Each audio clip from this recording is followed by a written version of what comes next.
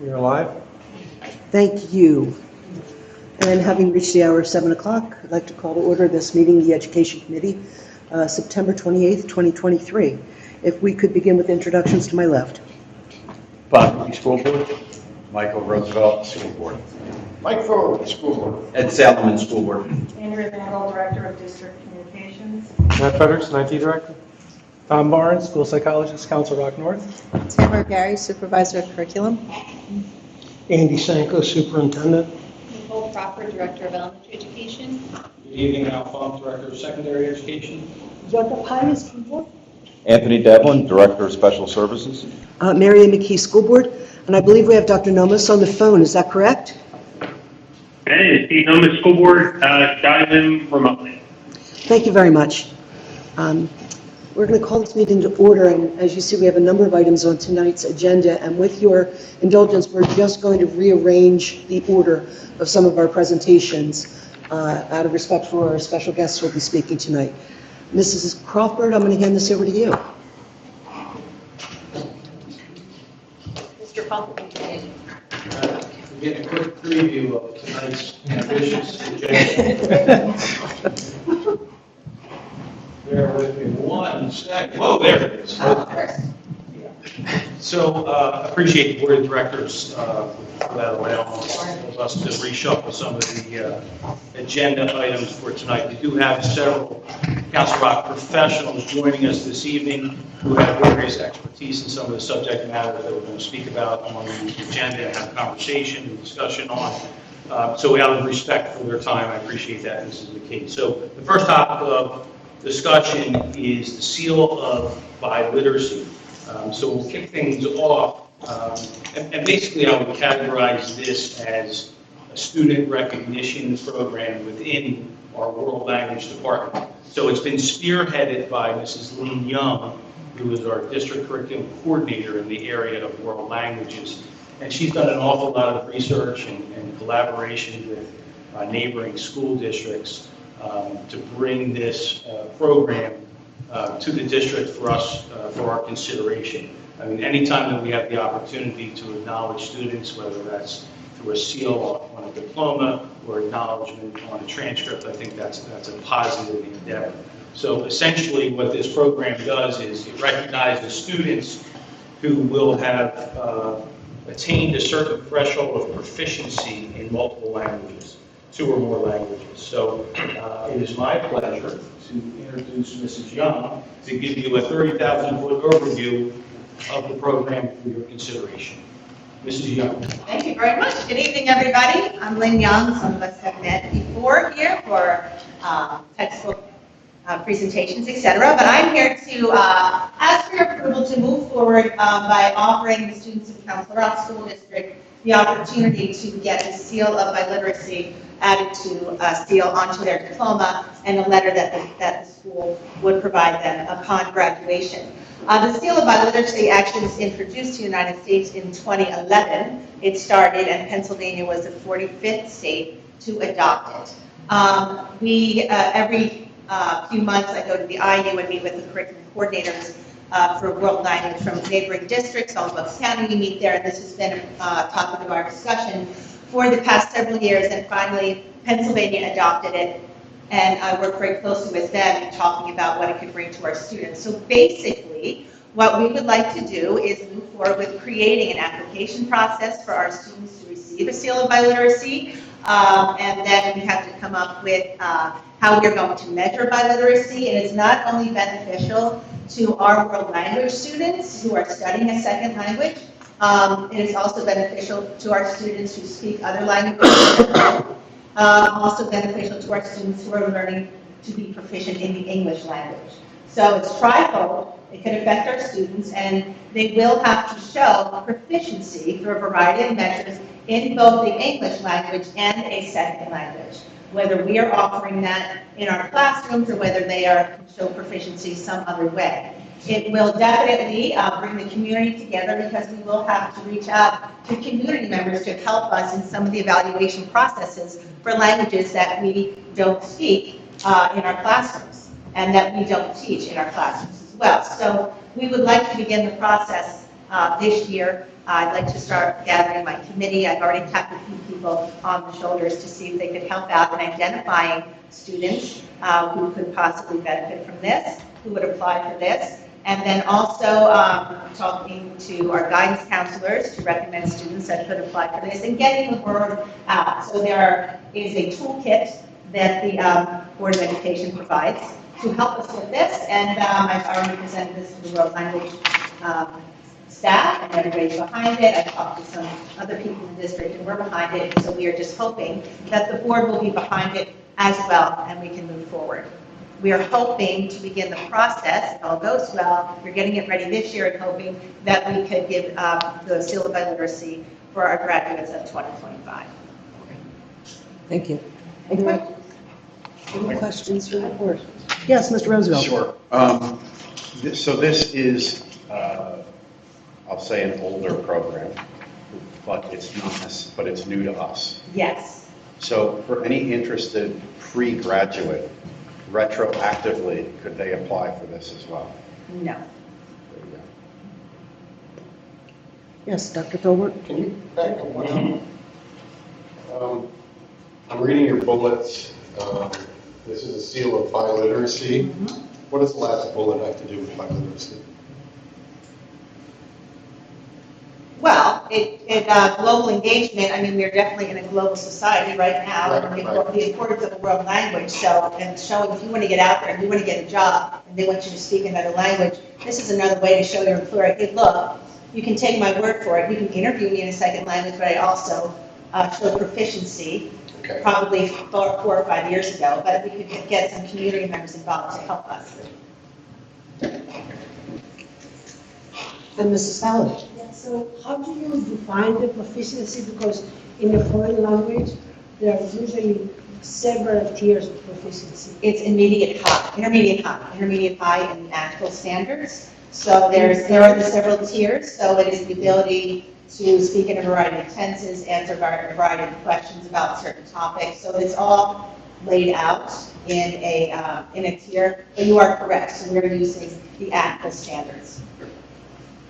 Okay. How do you spell that? Oh, it's an acronym. It's American Council of Teachers of Foreign Language. Okay. Because I know there are like, I don't know how it applies to like all kinds of foreign languages. Because there's so many different proficiency levels and so many different organizations that certify proficiency. So I guess we have to work with them to find out the specifics. That's part of our process, because languages that we are not familiar with, languages that we don't have any staff to teach, to say, oh, we have a rubric for this. There are a variety of tests out there that you have to pay for, but we're trying to find other ways to measure it so it's cost effective to the district.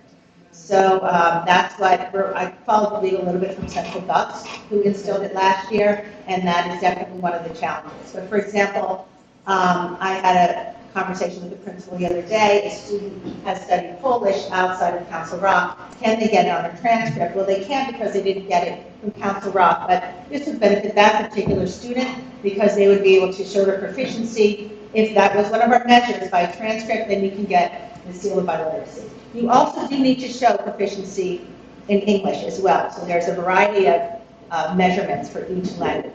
But that would definitely be the challenge, would be deciding how to judge proficiency in other languages that we don't teach. So that would be the part of our action That steps. would be a really like great thing to have. I mean, I know from my experience, because I'm like Greek, but my kids were born here, so it's always, and they took Greek all the time, but to just prove the proficiency, and then some of it is being recognized at the college level, is very important. So, And certain colleges are recognizing this. So the last time I looked at it, Pennsylvania had not established their rules yet, but yes, colleges and businesses will recognize it. Some say they will even give credit, but I really have to dig deeper into that. But just like our AP test, we're offering advancement or credit at certain universities. We're hoping that this might do the same for other languages as well. that would be awesome. Yeah, thank you. Hope so. Yes. You mentioned cost effective. Any idea what cost is? We're hoping that it's the cost of putting the seal on the diploma. So the only thing, if we can't find people to come in and help measure proficiency levels, some of these tests to measure proficiency for languages, if we can't find any community member to help us measure proficiency of a student, costs around $21. And so we also have some funds. I'm thinking maybe the honor societies would be able, the language honor societies would be able to help out with that as well. So Thanks. that would be it. Seeing no other questions? Yes, Mr. Roosevelt? I'll throw in another one. Okay. So the requirements for this, it Mhm. caught my attention that you're saying some of the challenges are for us to figure out how to evaluate. Are these prescribed and adopted from the program? Or is this Council Rock deciding how are we going to evaluate if a student meets the criteria for biliteracy? Well, there's a toolkit that Pennsylvania has put out, so they have a variety of measurements that you could use, so it would be us to decide what works for us. So that's pick and choose. Yes, so we're going to have to figure that out once we open the doors and see what kind of interest we can get. Okay. I will say that it is, what Central Bucks did recommend after rolling this out the first year, is that students begin the process in their junior year or their sophomore year, because the time they hit the senior year, it is so packed with other things, especially the college application process, that they lose some interest. But they did have 25 graduates, I know last year at Central Bucks East, who received the seal. So that's a start. So it's not an enormous amount, but that was just the first year, so I'm hoping that we'll beat that. Right, and so in Council Rock, we teach, amongst others, quickly, we've got Spanish, we've got French, we've got German, and Latin. So all of those would apply, and that's something that we could evaluate within Council Rock. Absolutely. But if you go beyond that, with the example that you mentioned, Polish, we need others from the community to come in and assess that. And of course, we'd have to assess that they are capable of making that assessment.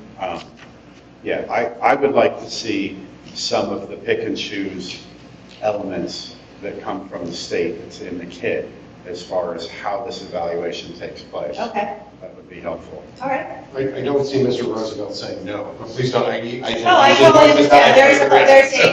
I have this presentation and I have one with 32 slides. So I was asked to bring this one. Fine. But yes, I will definitely share that. Okay, Not a that's great. problem. Thank you. And Mr. Hidalgo? Okay, thank you, appreciate it, this is exciting. Is there any other seals that go on diplomas besides this one? Is this the only option that you know that aware of, that something that would go on diploma? Like For language study? For all subjects, or are there other seals that we can use for subjects that we're currently doing or could do? Mr. T, you want to take that? We have one other seal that currently goes on our diploma, and that is for mouse service hours. You receive it, you receive a sticker for wings hours accrued over the 4 years. Thank you. Other questions from them? Great. Thanks All very right, much. thank you. I'll be in touch. Thank you, Mrs. Young. Sure. And thank you for truncating it from the... So next up, we love our acronyms in education, so another acronym that I think the school board directors are very familiar with, and it's been a long-standing initiative in the district. It's PLCs, Professional Learning Communities, but for the education of the public, and also because we really haven't revisited it in some time, now that we're post-COVID. We are still implementing PLCs. We do have, I believe it's 6 PLC late arrival days at the high schools that we have on the district calendar. And we wanted to just provide an overview. Again, that might be the theme of the night, kind of giving you a broad overview of some of these programs at a high level. But we're appreciative of our 2 high school principals, Mr. John Raddick and Mr. Jason Truskevitz, for joining us just to tell us a little bit about professional learning communities, how they work in Council Rock, how they're implemented, and how we think they've been successful. So thank you for having us this evening. And again, the main thing here is it's kind of a shift. For many years, it was always you teach the content. I mean, the teacher goes up, they go through their curriculum, and they teach the content. And with PLCs, the focus is a little bit different. Rather than did you teach it, it's looking at did the students actually learn what you had taught them. And that's kind of like a refocus and everything. So looking at a building, north and south entirely, the entire building has to focus on what the students actually had learned in order to continue their growth educationally throughout the year to improve themselves through the curriculum that we have set as a district. And the second part here is that collaborative culture. Rather than teachers being in the classroom and being in their own singular silos teaching their content, you bring individuals of like content areas together, and they're able to collaborate and share their expertise and the best strategies in order to educate our students. And the result is actually looking at the data that is accrued over the time to see how well they've actually learned that information. So that brings us to those next 4 essential contents. And looking at the first one, what is expected for our students to learn? And you look at the essential learning parts.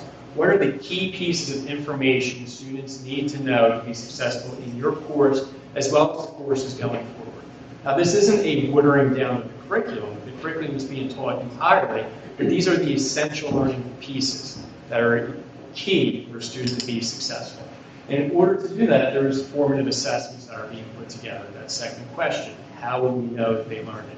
So PLC groups work together based off of those essential learning targets and put together formative assessments and be able to gauge student understanding prior to moving forward into that particular content. And then step 3 and step 4, as we all know, as teachers educate our students, some students are able to grab that content very, very quickly, whereas others are going to struggle, and they may need to go through and have some clinic time or some mediation in order to learn that information. And that's where the last questions come in, is how do you respond if a student is struggling with that content? They did not do very well in that formative assessment in ways in which we can now build them up. And teachers collaborate and find other activities in which they can build up and educate those students so they have that essential learning. And then you also have those students that have already excelled and succeeded through. So how do you work with those students so that you're not altering their understanding and their learning because they already know the content, and you may do some remediation and looking at those other activities for those students to really succeed and excel. Thank you.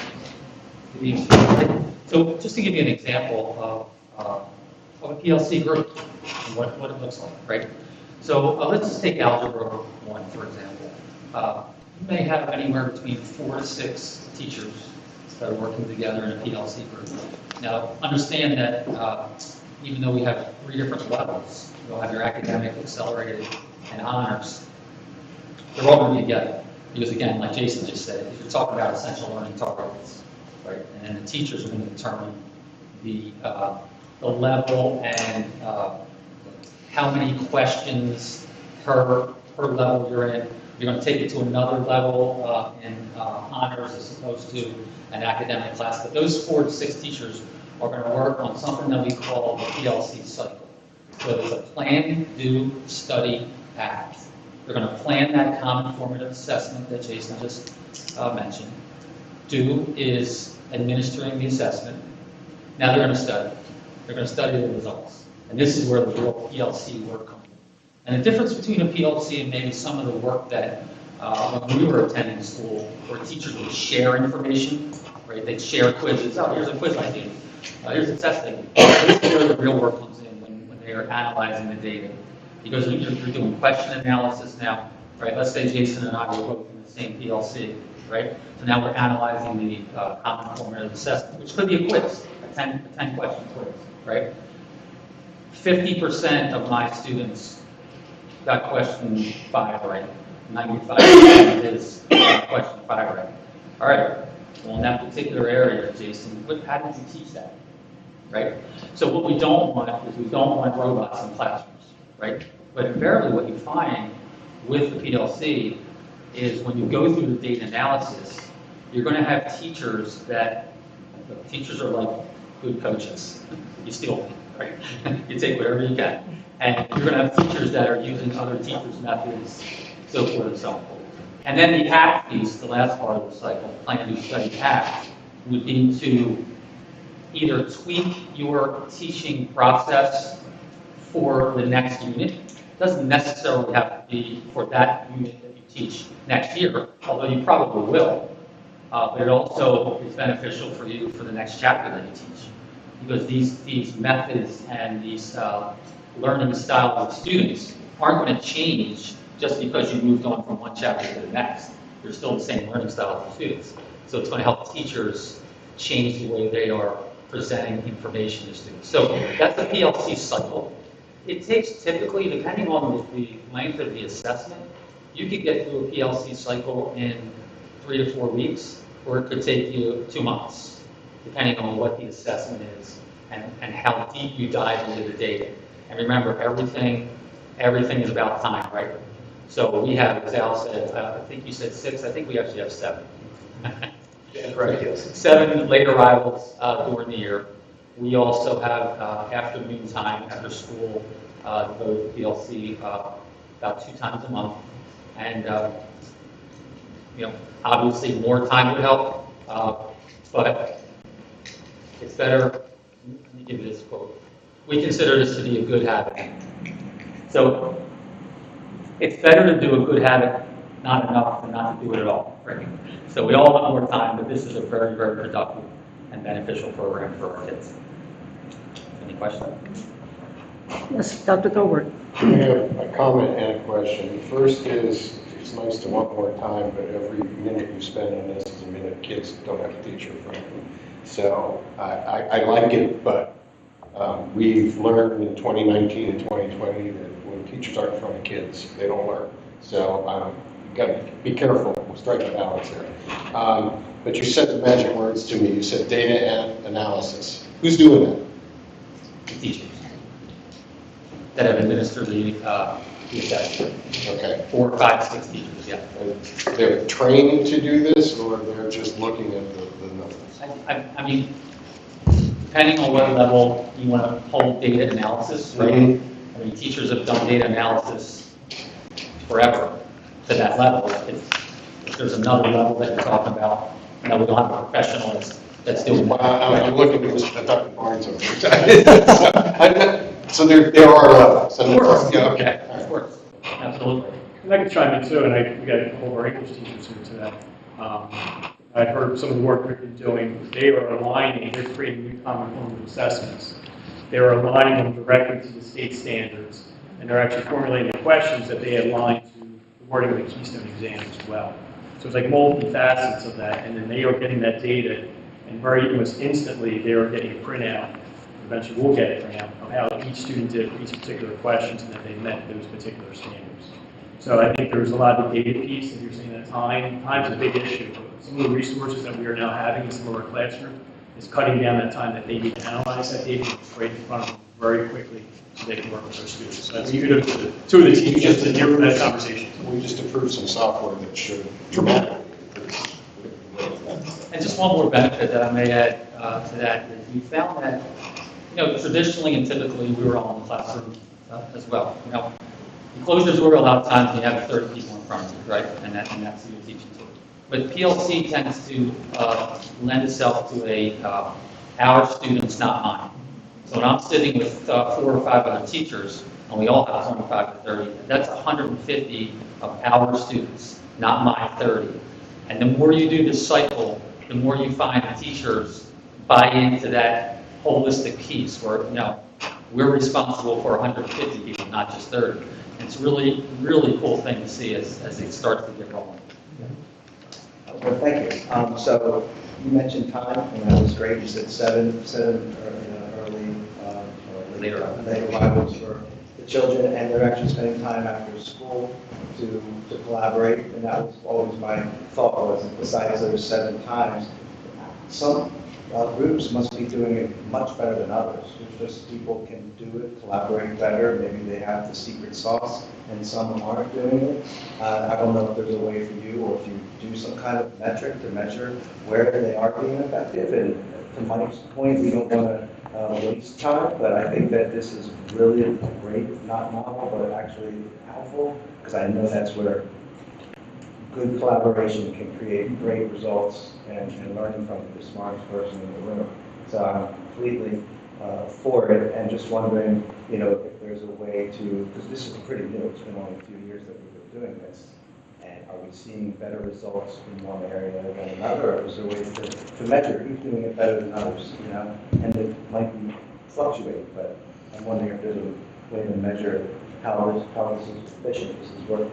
I think one of the challenges that we face at both the high school is your teachers don't just teach one particular course, right? They're in anywhere from two to three different credits. So you have a PLC group that may work together for a couple of years, and you really seem to be rolling. And now the challenge for us is, all right, you change that PLC, you move that person into another PLC, maybe someone that's strong in one area, right? That's the challenge. I've wavered back and forth. Sometimes I've thought that, let's keep that PLC together for years and years and years.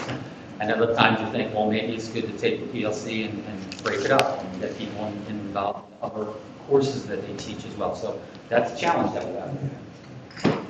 It's not a perfect science. It's not, but it's really beneficial to our kids. Glad to hear that, thank you. Thank you for that. Yes, Mr. Roosevelt.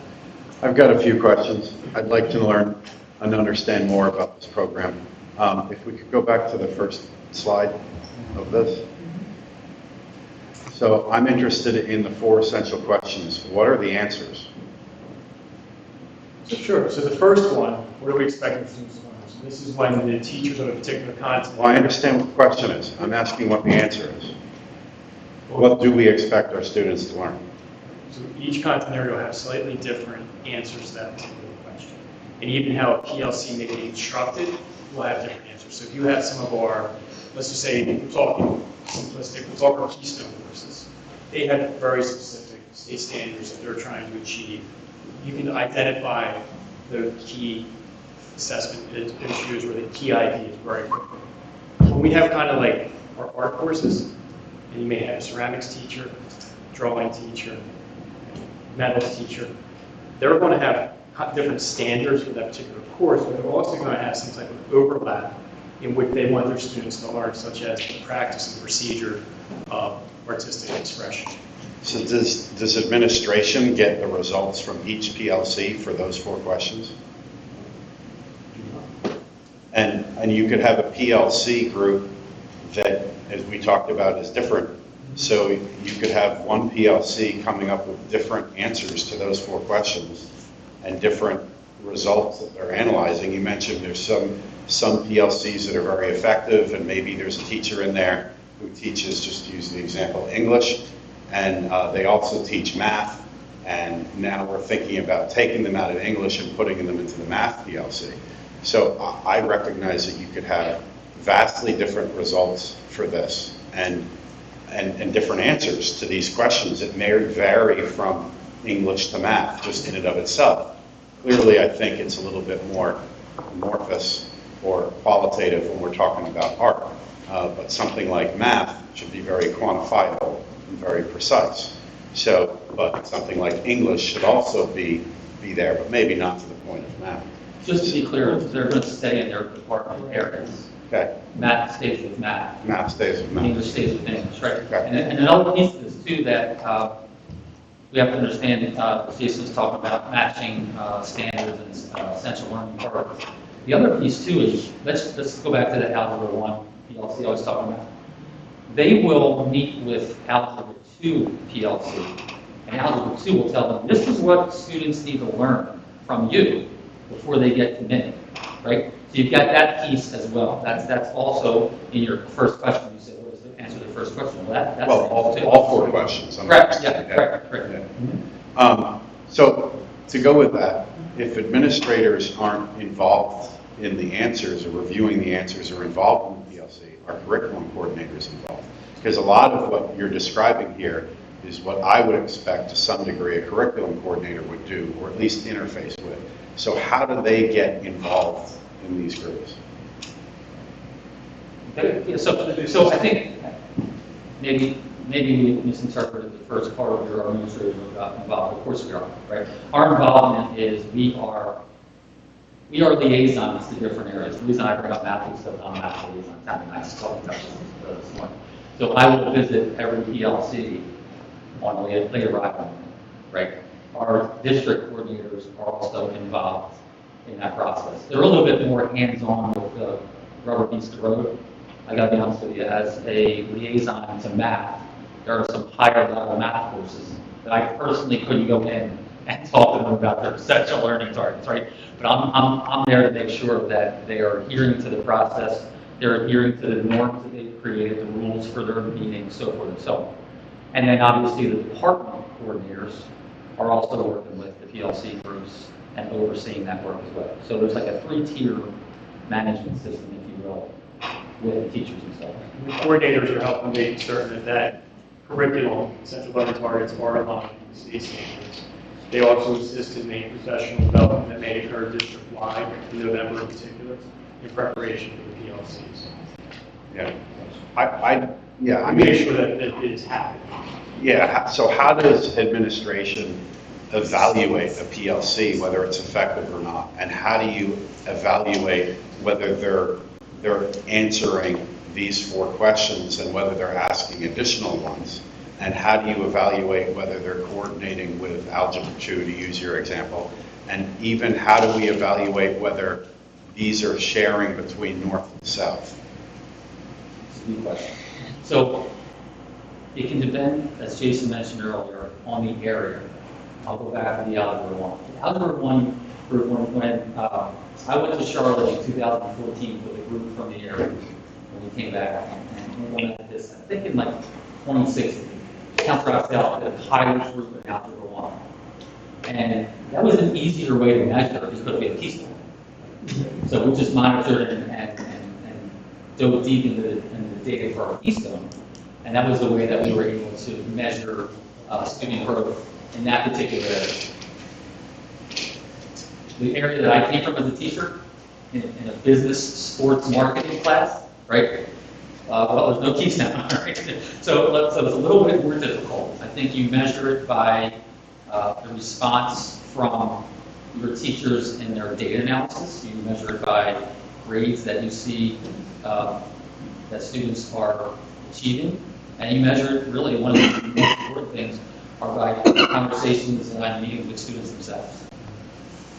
I would say the common formative assessment is a metric in and of itself. You know, and by the way, just for the education, even more of the general public, throw around these terms, formative assessment and summative assessment. A formative assessment tends to be a check for understanding as you go. It tends to be a little bit quicker checks. When we say summative assessment, that's more an end of the unit, end of the chapter, or midterm final examination. So the common formative assessments, by virtue that the 4 teachers were given the same assessment, we're comparing each other's results. We're sharing how we got there. You know, it's not higher level analytics, but you know, that is a level of data analysis in and of itself. What I like about the 4 essential questions, I mean, it breaks it down. To me, it simplifies. What is it that we want students to learn? That's curriculum. How will we know they learned it? That's the assessment piece. What do we do if they didn't learn it? That's the intervention. Like 60% of my kids failed. What's your intervention? What do we do if they already learned it? That's the enhancement, enrichment piece. So that's when Mr. Raddick speaks of the cycle. It's intuitive to me. Yeah. I think finally, are these better? These take place in the morning. Is that when they're most effective, in the morning? So they take place in the morning or the afternoon.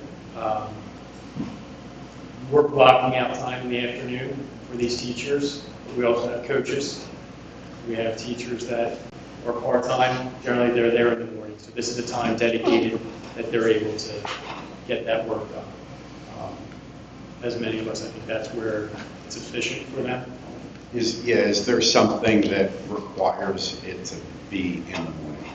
I mean, picking up from Dr. Forward's question, every minute that the teachers are in this situation, they're not in front of a student if it's during the school day.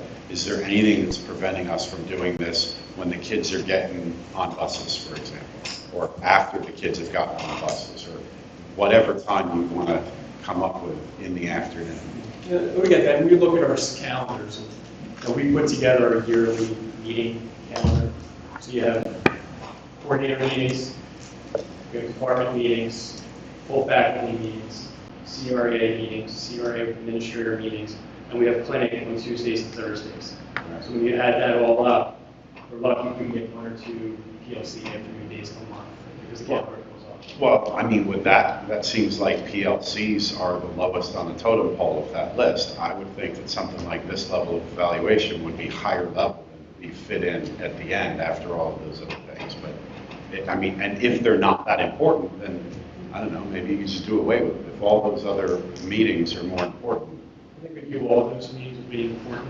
Yeah. You know, obviously getting in front of our staff, working with the coordinators and working with their individual departments where there could be also PLC conversations occurring.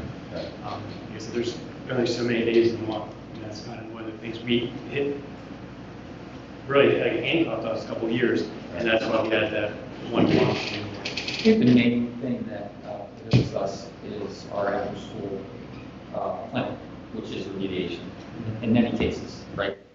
Yeah, sure, could we, other than a contracted CREA meeting once a month, could we say to our teachers every day at 2:20, you're going to do PLC until 2:55? Sure we could. But then we lose clinic time 2 days a week.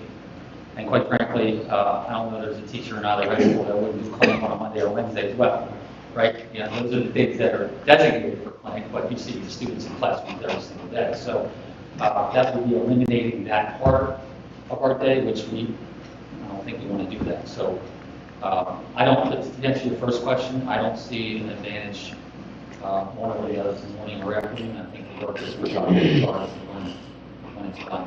And you're still doing the vast majority of PLCs in the afternoon. If you do twice a month, you do 9 months, you're looking at 18 sessions there, and then 7 late arrival.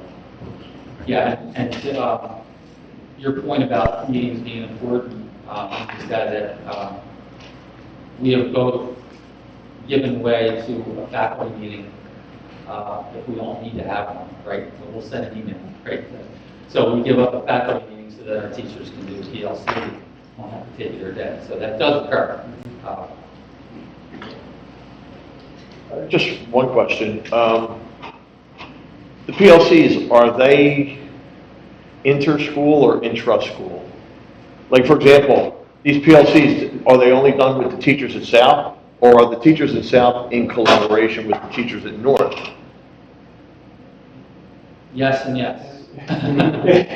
Yes, on those designated days that we're talking about, right? On the morning later arrival, our teachers at South are working together, teachers at North are working together. On in-service, working in their own schools. No, okay, so we don't work. My point being, like, for example, I'll just, social studies, just, gee, the people in North, they seem to do great in social studies, and the people at South, you know, maybe not so well. Well, maybe the people in North are doing something different, that they need to be talking to the people in South, right, like working collaboratively, as opposed to all the people in South just huddling up and saying, all right, this is what we're going to do, but at the end result, it's not really working, or working as well as it could. Absolutely right. And we capture that time in service time, which isn't a lot during the year. But I'll go back to time. We all need more time and everything. We capture, it's almost like a district PLC for that math department, so to speak, where North and South are together. And those things that you just alluded to are discussed. You know, single things like German, for example, they will work, teacher at North, teacher at South will work together. Either their schedule allows them to meet with each other, but larger groups normally offset. Yeah. They are in their own buildings and then they collaborate together for the district and service. Dr. Thorburn? Just one comment, and it's not directed to you folks, it's directed to this team over here, is these have been going on for a number of years. You have, in my experience here, never demonstrated that they work. You don't have a method or a measurement or any way to prove these work at all. I mean, there is no, we come up with these ideas and never have a ruler for them to say, well, we were at 8, now we're at 9. In fact, I'm not convinced you can tell me who attended every one of these PLCs, because we know, because we went through it last year, on any given day, 10% of our staff is out. So I don't think I don't think these groups even produce anything that you could show us in the end. You put them in a room for 42 minutes, what did we get? And even cumulatively over a year, what did we get for that time? I'm channeling accountability over here and answers over here. I mean, that's where this all kind of comes together, is we took teachers out of classrooms for 7 days plus whatever. What did we get for it? And I don't want an answer tonight, but those things make it easier for everybody to buy in when you can say, we got X, Y, and Z. And I'm looking at this group because these are the data analysis. There's a person in front of me who's in charge of curriculum. This is your baby. What do the kids get from this? Is the answer you should be looking for. Not, is it great to collaborate and stuff? Of course it is. What do the kids get from it? Is the answer I'm looking for, and have been since the start. So I would challenge you to find an answer other than, this is really important. Well, okay, if it's really important, measure it. That's all. So somehow. Mr. Hidalgo. Sure. So that's kind of all going back to what I was saying. I mean, I believe that this is fruitful, and I just want to see how we can measure it. So perhaps even, I like anecdotal data. I like, reviews when you see, when you go and buy something.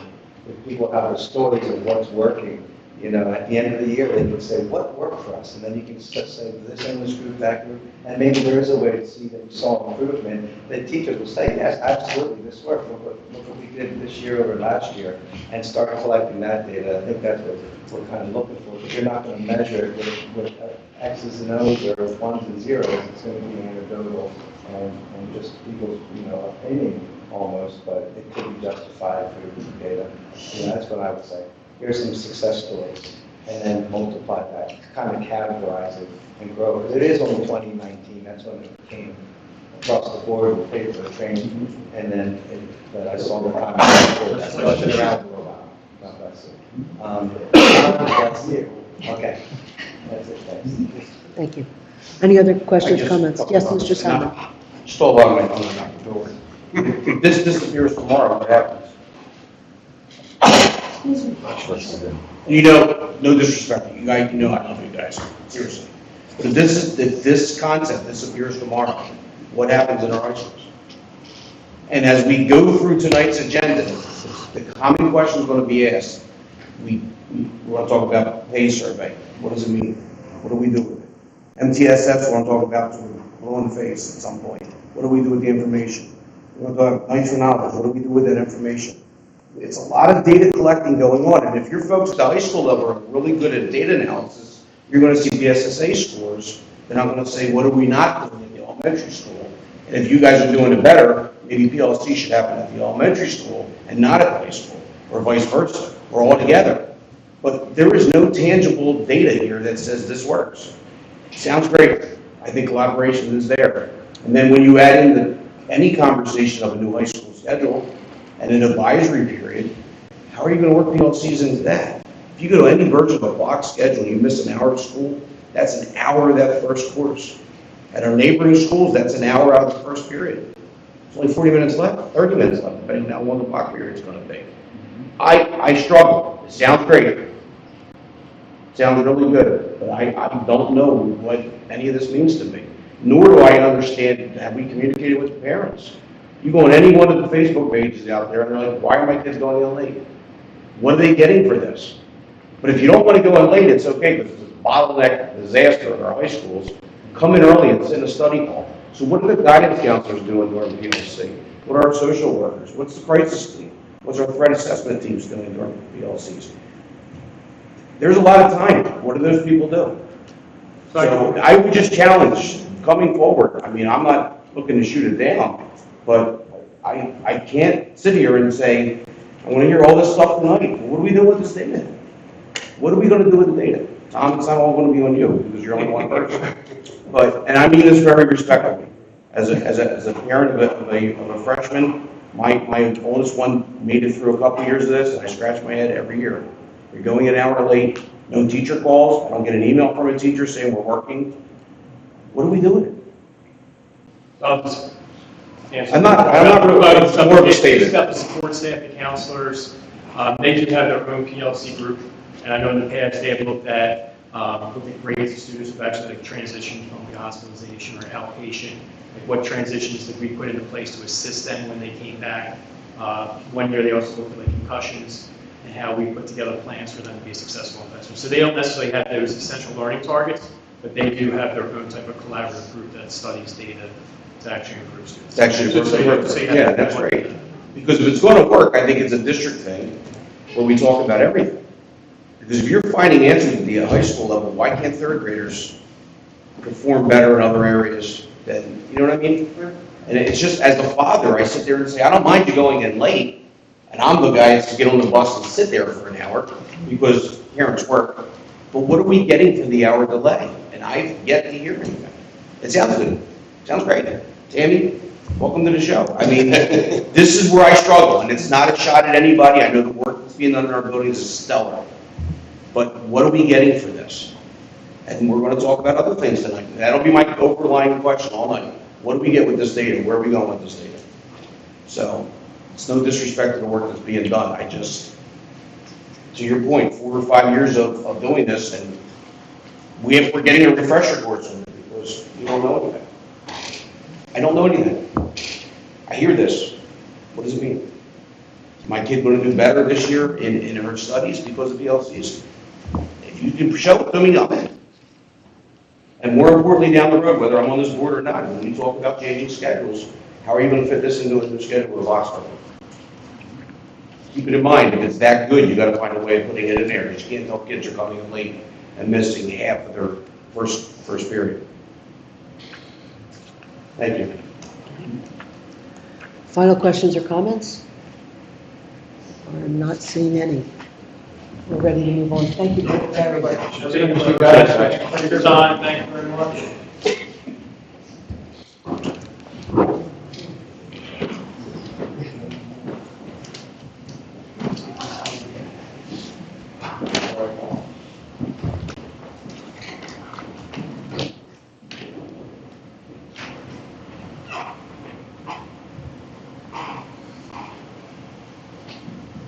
Close.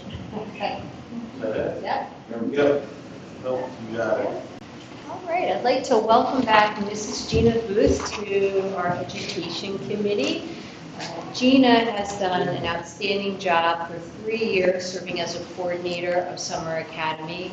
And what's interesting about Summer Academy, just to remind some that may not know, it initially started as a program to serve our Title I and Title III students. And around that time, the first year, it was about 80 students being supported during that summer program. And you'll see, obviously, it's grown quite a bit in the last 3 years, now serving over 400 students. So Gina's going to talk a little bit about Summer Academy, as well as our work last year with Nights for Knowledge, and some changes and expansions that we are planning to make this coming year. We're going to keep the board apprised of some thinking that we have going on as we speak, and some changes we'll be making. So Gina, thank you for your continued good work in the district and with these programs. Of course, thank you for having me tonight, everyone.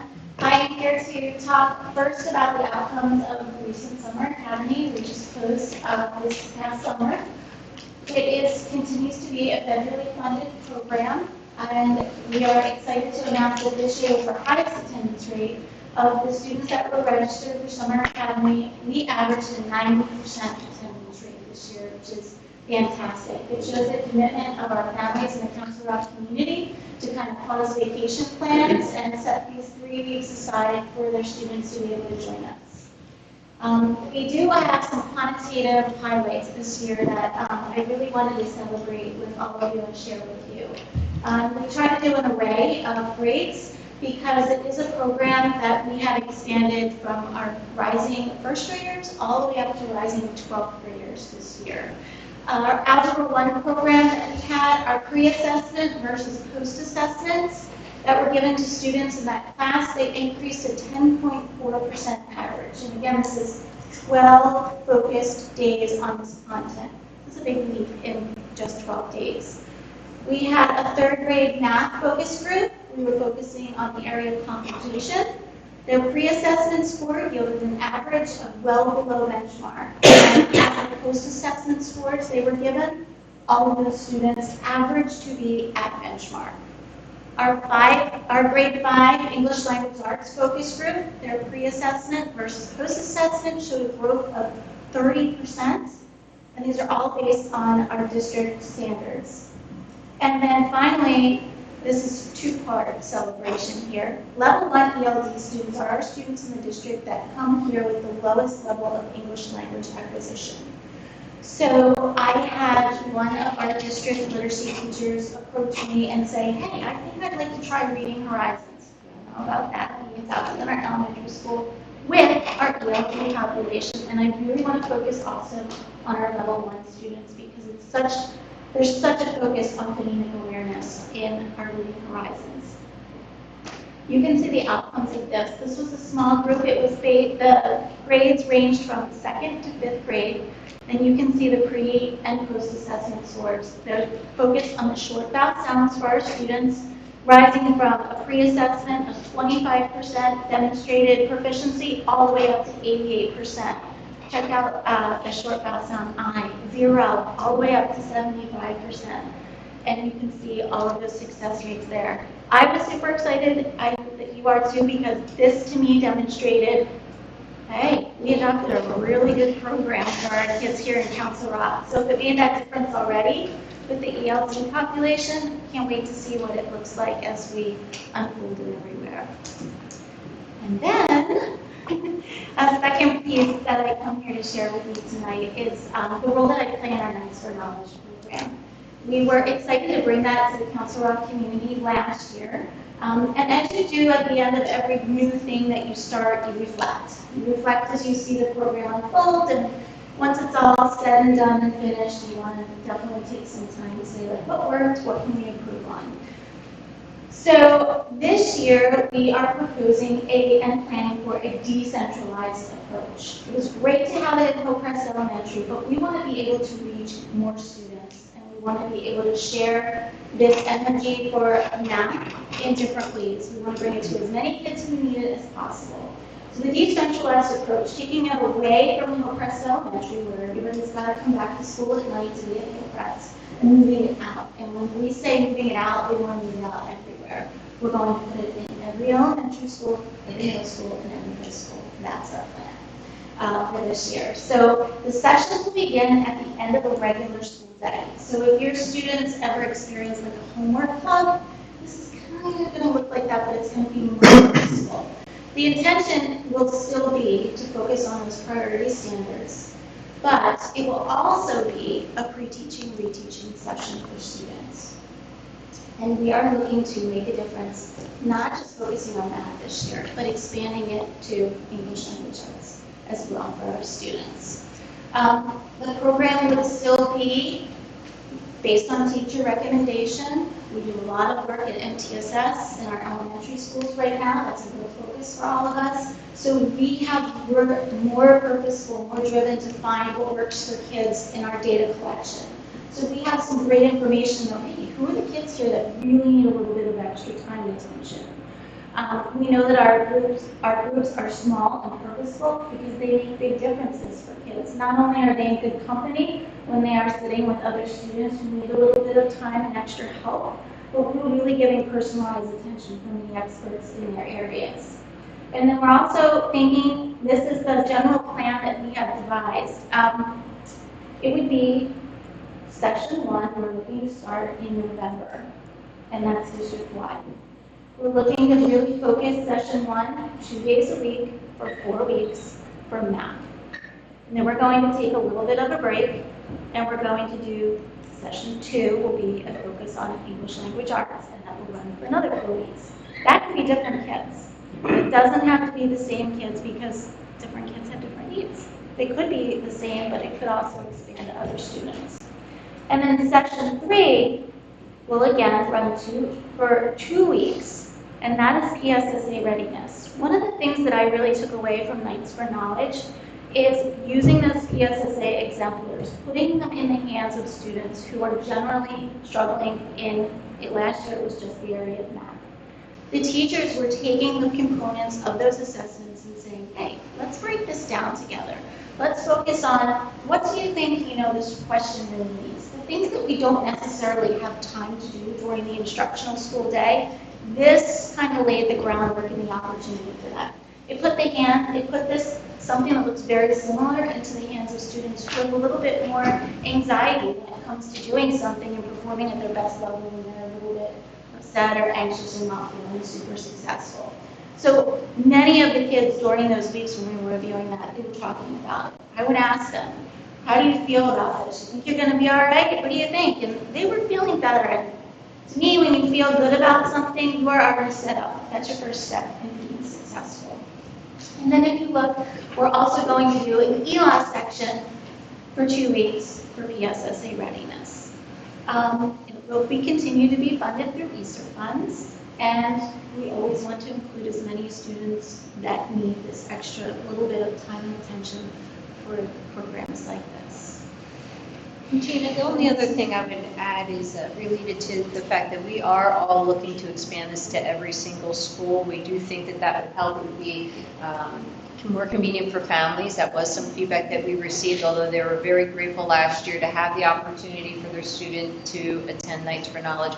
Having it at night, having the students go home and come back, was a lot for some. So that is certainly the goal, but we are going to wait and see staffing-wise, what we come back with. We just put out some information to staff to see what the general interest would be in participating in Nights for Knowledge, as well as student recommendations. So that is our goal for every school, but it may be, as we typically do, need to be adjusted depending on some of those numbers. We talked to about that at Tuesday, Thursday. I've already been having discussions with some teachers, and they'll say to me, oh, that's the day for after-school sports at, let's just say hypothetically, Hillcrest.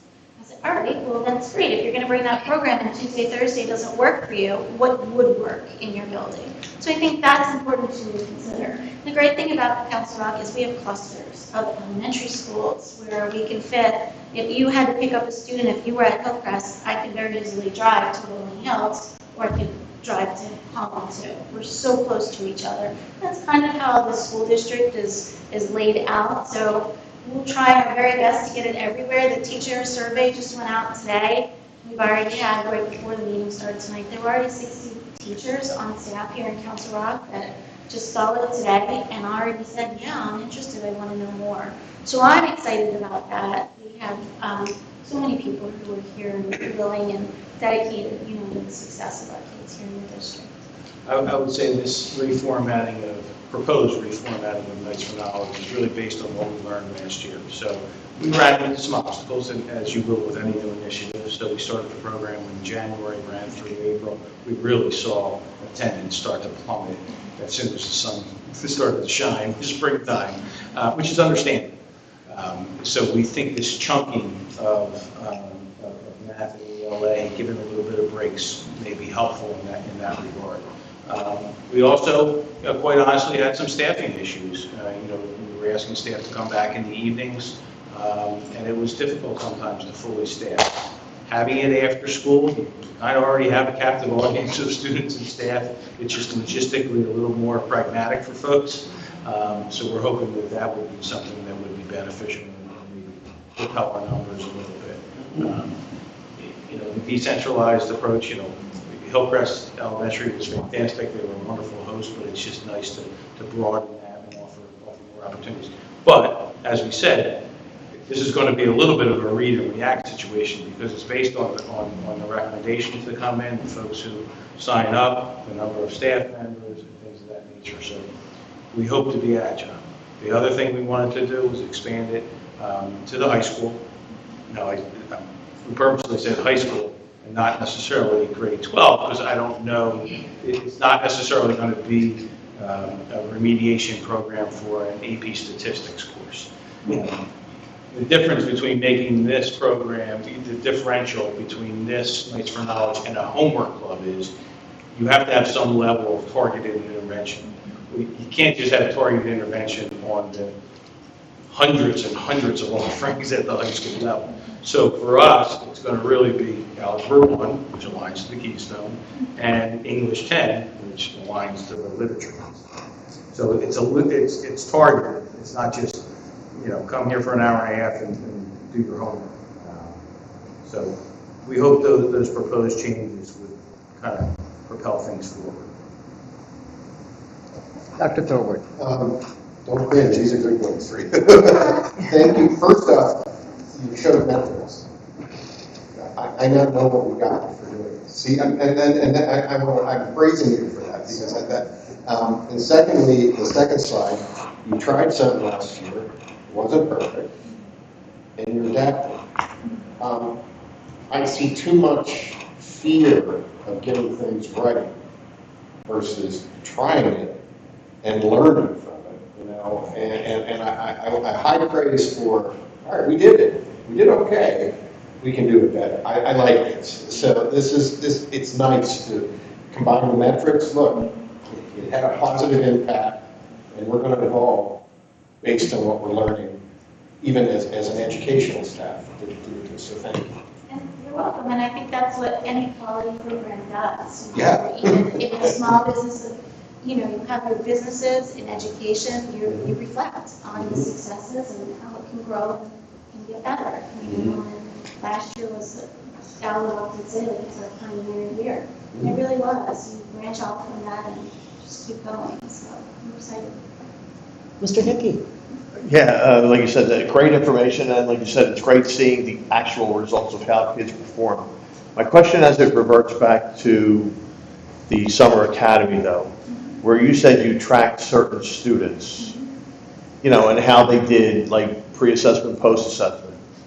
Is there any way to track them once the academy's done, and now that they're back into, our regular school sessions, to see if there's an increase in their knowledge, assessment, whatever, from the year prior to, like they did, like for example, I hope he doesn't mind me, with the Nights for Knowledge, there was, people were saying, oh my gosh, my students struggled with C's. Now, the C's are now B's, or the B's are now A's. With the Summer Academy, it ends, and like I said, is there any way to track to see that it's actually carrying over to succeeding? We sure could. We have our registration of our students. We can follow them. In particular, the third grade focus group in computation, that's Acadians that math specialist was giving her students. So I could look very easily. We just did our benchmark screening in the elementary level, and I could pinpoint her specific students in that class to see if it carried over. I'll do that and share that with Al and Andy. And So if I could just jump in there, Sure. Gina. The Summer Academy is a finite period of time, but we're tracking our kids in their academic growth all the time. So outside of what Gina's sharing with you, we have something called PBOS, and it shows growth. And that goes student by student, where we look at growth. So if Gina took one of the students from Summer Academy, where we chose a Hillcrest third grade student that was not part of Summer Academy, and a sixth grade Holland Elementary student, or an 11th grade North student, our PBOS, and Tammy can speak in great detail about PBOS, but we track those students and their growth even outside of that finite window. Does that make sense? Yeah, it does make sense, but as I said, I'm just curious, the kids who are in these summer academies tend to struggle academically, and absence makes the heart grow fonder or whatever, you have that period of time where you're not learning anything. Did you just remember for that 4 weeks, or did it carry over? And does it translate to them to a student having success when he gets to that next level? Thank you. Another question. Gina, you're not done yet. Yes, let's go. Sit down, Mr. Solomon. Mr. Solomon, did you have one? I'll defer to Ms. Rose, but he's probably more wordy than helpful. Do you have a number what is the ratio of students in these sessions, both Nights for Knowledge and Summer Academy, to teachers? This year, in our primary classes for Summer Academy, the student-to-teacher ratio was 8 students to 1. And in our early, I would say like rising first and second grade, it can get down to 6 students to 1. What about Nights for Knowledge? And Nights for Knowledge, those groups were a little bit larger. They ranged in age, again, starting at the elementary level of grade 3. They were about 12 students. And then it grew from, in our middle school, and starting in 6th, 7th, and 8th grade, they grew to be sizes of like 18 and more, closer to 18 to 20 in a class. Those classes at Nights for Knowledge, though, were all supported by, we had SAGE volunteers working with students, and we also had our National Honor Society students working with students, pulling them out, working on computation skills and things like that simultaneously. Because their classes were larger, we wanted to be able to target students and make the most of their time there. I think that that's very telling with our results, and that may be informative to us as a district. As challenging as it is, that there are some students that require that more attention. Not all, but some that may need this, and this is probably helpful. I also want to echo the sentiments that Dr. Forward said of thank you for running something, evaluating it, and giving us data to measure this. This is something that I was interested in last year when we were running this, and I'm happy to see that some of the things that I asked for are here. To go beyond and get into the high school, to go beyond just math, to get into other programs, and to go and allow more students involved in our district. And all 3 of those are here. So I think that's great. And I'm happy to see how successful these results were. And I agree with Mr. Hickey that it would be interesting to track some of these students and see how they're progressing after these 2 interventions, as Mr. Funk labeled. Absolutely. And that's why you have great teams for collaboration, right? We sit down, we break it down, we get better. We're excited for this year. Ms. Hall, do you have a question? Yeah, so the Night for Knowledge starts in November. Yes. And Our first session, which will be 4 weeks. And then December will be for ELA? We will likely take a pause just to look at holidays. You would be faced with Thanksgiving and then our winter break. So for continuity of academics and education, it's kind of shut down. So when the kids and students and teachers are ready to begin again in January when they return from winter break, we've got a good solid chunk of learning time without another break again. So we really want to target the times where we have the best opportunity for our students to be engaged. Since, like Mr. Funk was sharing, last year when it came to be spring sports, the attendance went down quick. So we really reflected on when are the best times and our best chances to get as many students as we can. But we plan to offer it all year long according to the availability. It's not going to be just in a couple of months. It expands, how do we expand it? All the way up until the end of March. I have it like kind of, and again, since it's just in its very early stages, we've kind of targeted how that would look across the year. So it will lead us right up to just prior to our PSSA in April this year. But also, pointing out it's going to be twice a week, so it is a general expansion. There'll be more time, more support compared to last year's program. So having it twice a week, starting earlier in the year in November, running through to the spring, but just not as deep into the spring, hoping that we can end it before all the spring activities and such start. But the 2 times a week, we're hopeful that that will really make a difference in terms of still providing a high level of support, but not going so deep into the spring where we have the attendance issue that we ran into last year. I think twice a week is ideal probably, because I think once a week is usually not good for learning. I think from studies I've seen is if you try to do something outside of your regular day, once a week, and that's not. I mean, of course, it helps a little bit, but twice is better. And having right after school, if we can do it, that's a great idea. Also, the number of students to teacher, the ratio, if you can decrease that, that would be, I know it's not easy for starting, but it would be good to have more smaller groups so they can get more attention. That's our goal. And the funding will stay until when, yes? The what? The funding for that? The finding is ESSER funding. And we Funding have is- for a while. Yes. And if I could just add for the public, I know we had questions repeatedly last year. As Gina and Nicole spoke, we're asking, excuse me, teachers for recommendations, but this is not limited to just those kids who are recommended. We will not turn any student away. I know when we were trying to get this off the ground last year, we had questions from our parents if their children could attend. The short answer is yes. The more kids that want to do this, the better they're going to be and the better we're going to be if they participate. Mr. Hidalgo and then Mr. Salmon. You're right, Mr. Salmon? Yeah, Gina, thanks as always. I mean, the work you do is never lost on me, you know that. And you're acting neighbor too. Couple questions. So Al, I'm going to hit you with logistic questions later, maybe Gina could chime in.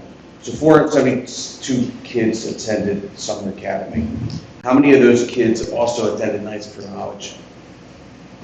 That's a great question. If you don't have the answer, that's I fine. don't have a definitive number for you. I could get that for you. There are several familiar faces that I see as I'm walking through the halls of Holland Middle School that I recognize from Nights for Knowledge. Okay. So I'm not looking for you to profile any child, obviously, but it's interesting that they went through Nights for Knowledge, we saw data from that, and now they're in the Summer Academy. So I'm interested to see that child, we can identify that child as, child A, because I love how data works. Where was the kid when they started Nights for Knowledge? Where were they ended?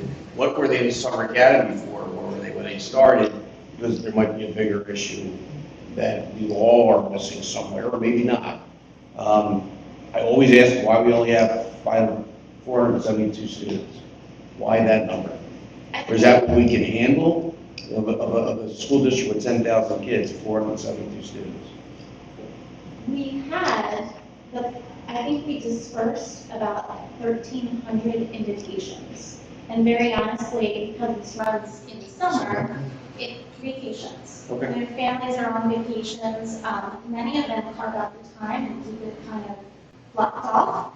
But there are other families that simply they view it as family time, it's vacation, and the walls just don't provide. Right. Even though it's a 3-week program, people reach out to me and say, hey, we're going away for the first 2 weeks, can we come the third? Yeah, we're happy to have you for the 4 days that are here. And it's always run that way. So we get the kids when they're available, whether it's, the full duration or not. Okay. You could ask me about there was a part to that. No. How are we going to communicate this is a kind of a blanket question I think we'll all ask at some point. Same as last year, we're going to blast it out on all platforms. We will blast out on all platforms. We will give it to our principals like we did last year. As Al said and Nicole said earlier, this is expanding to the high schools. It will go to the high schools. It'll go out on our weekly letter as well as our social media. And then the last question for you, and I'm going to ask Al, but I can jump in. How, in a crystal ball, we're going to go through 2 years of Nights for Knowledge. Is this now a line item in our budget? Should it be a line item in our budget? Or when does this stop? We worked. I don't think it could be an answer. I think it's unfair to give an answer. Yeah, I agree, but I can give you a couple of just general thoughts. I mean, this program, I think, has been successful, and we're excited about it. We're excited about some changes.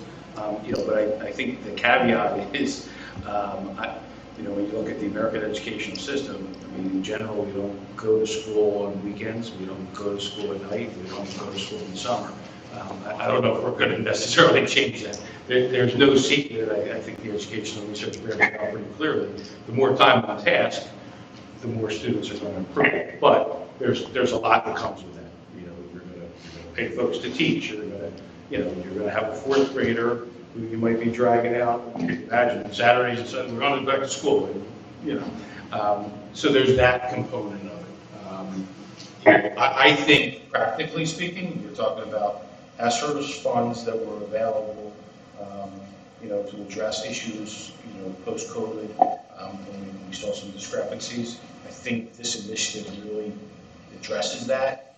So, perhaps when we see ourselves getting back to a level, with pre-COVID, and feeling comfortable with that, and hopefully it kind of meshes with the availability of the ESSER's fund, then I think, maybe that's something that we have a conversation about.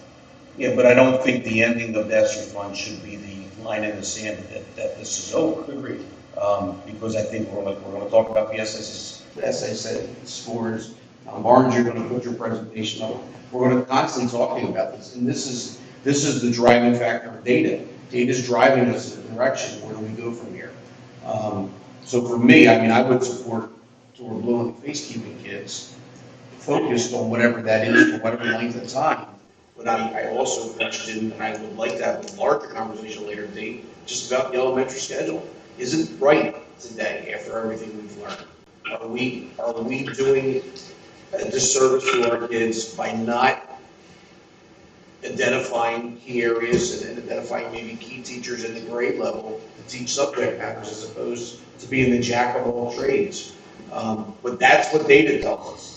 And if we study data, we'll see some things like that. So I'm excited about this. I think Dr. Ford's point, learning from past experience, always identifying, critiquing ourselves to do better, makes us all better. So I applaud you for doing that. Now, my logistics question.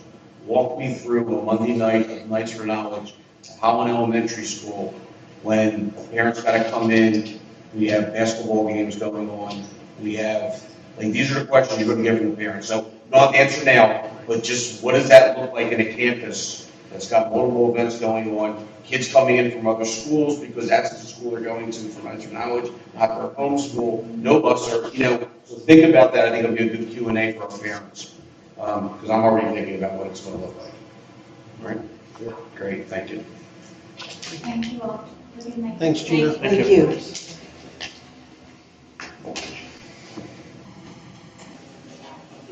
Okay, I'm up. So this past summer week. Thank you. This past summer we had Senate school year. We invited the 542 students who qualified for the program. Of those 542 students, 407 took advantage of the 5-week program. We had a full continuum of services with all the programs that we offer from MDS to learning support. This year we moved some of our buildings around to Churchville Elementary, Newtown Middle, and also to the Star Center. At the Star Center, we were able to keep our Achieve students there, and we put some more students there so they can take advantage of community-based instruction at the shopping center down the road.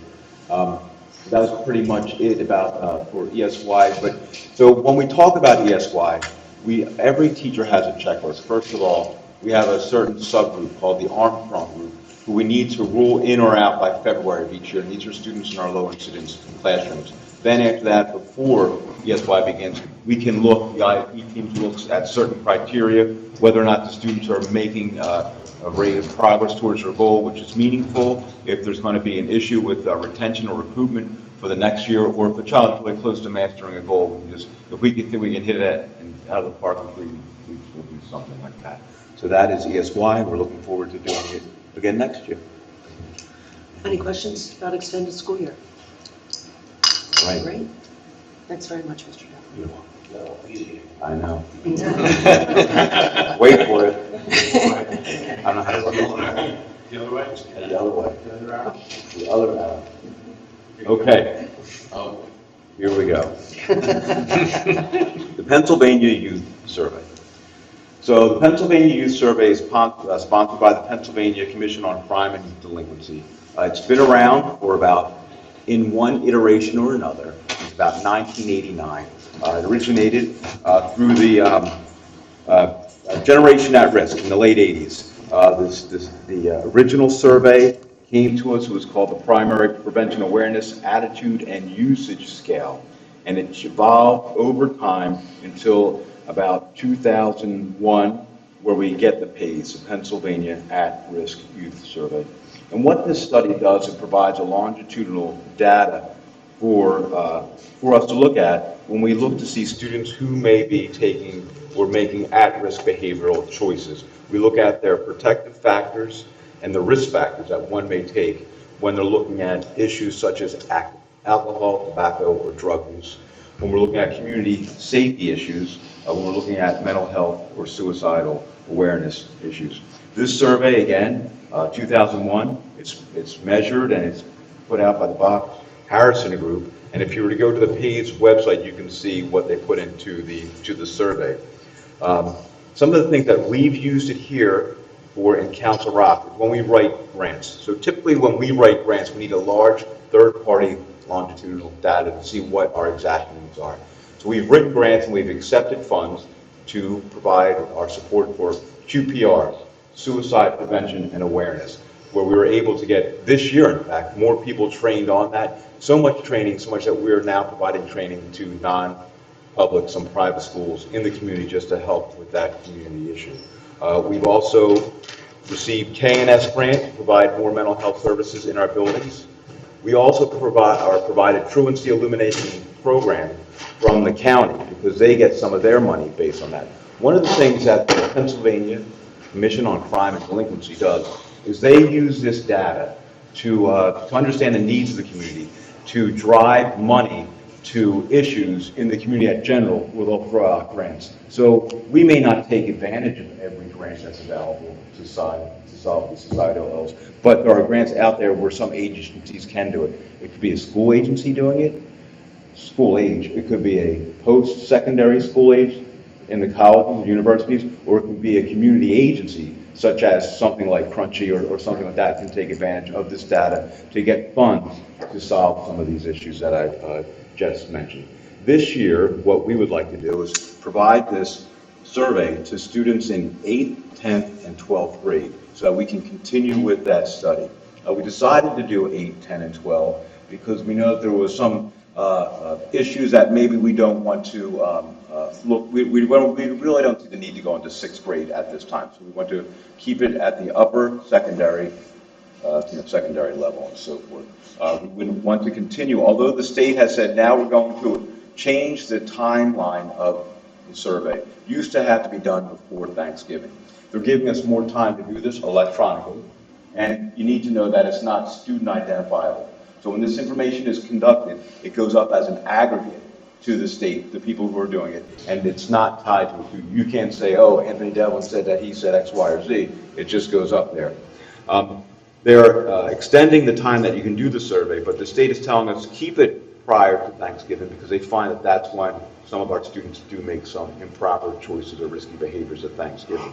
We get really good data at this. What we do is we track it over the years. Some of the years that I've been following PAYS, we've learned certain things, like when do students take drinks the first time. We find out that sometimes their low sense of self causes them to make inappropriate choices just to fit in.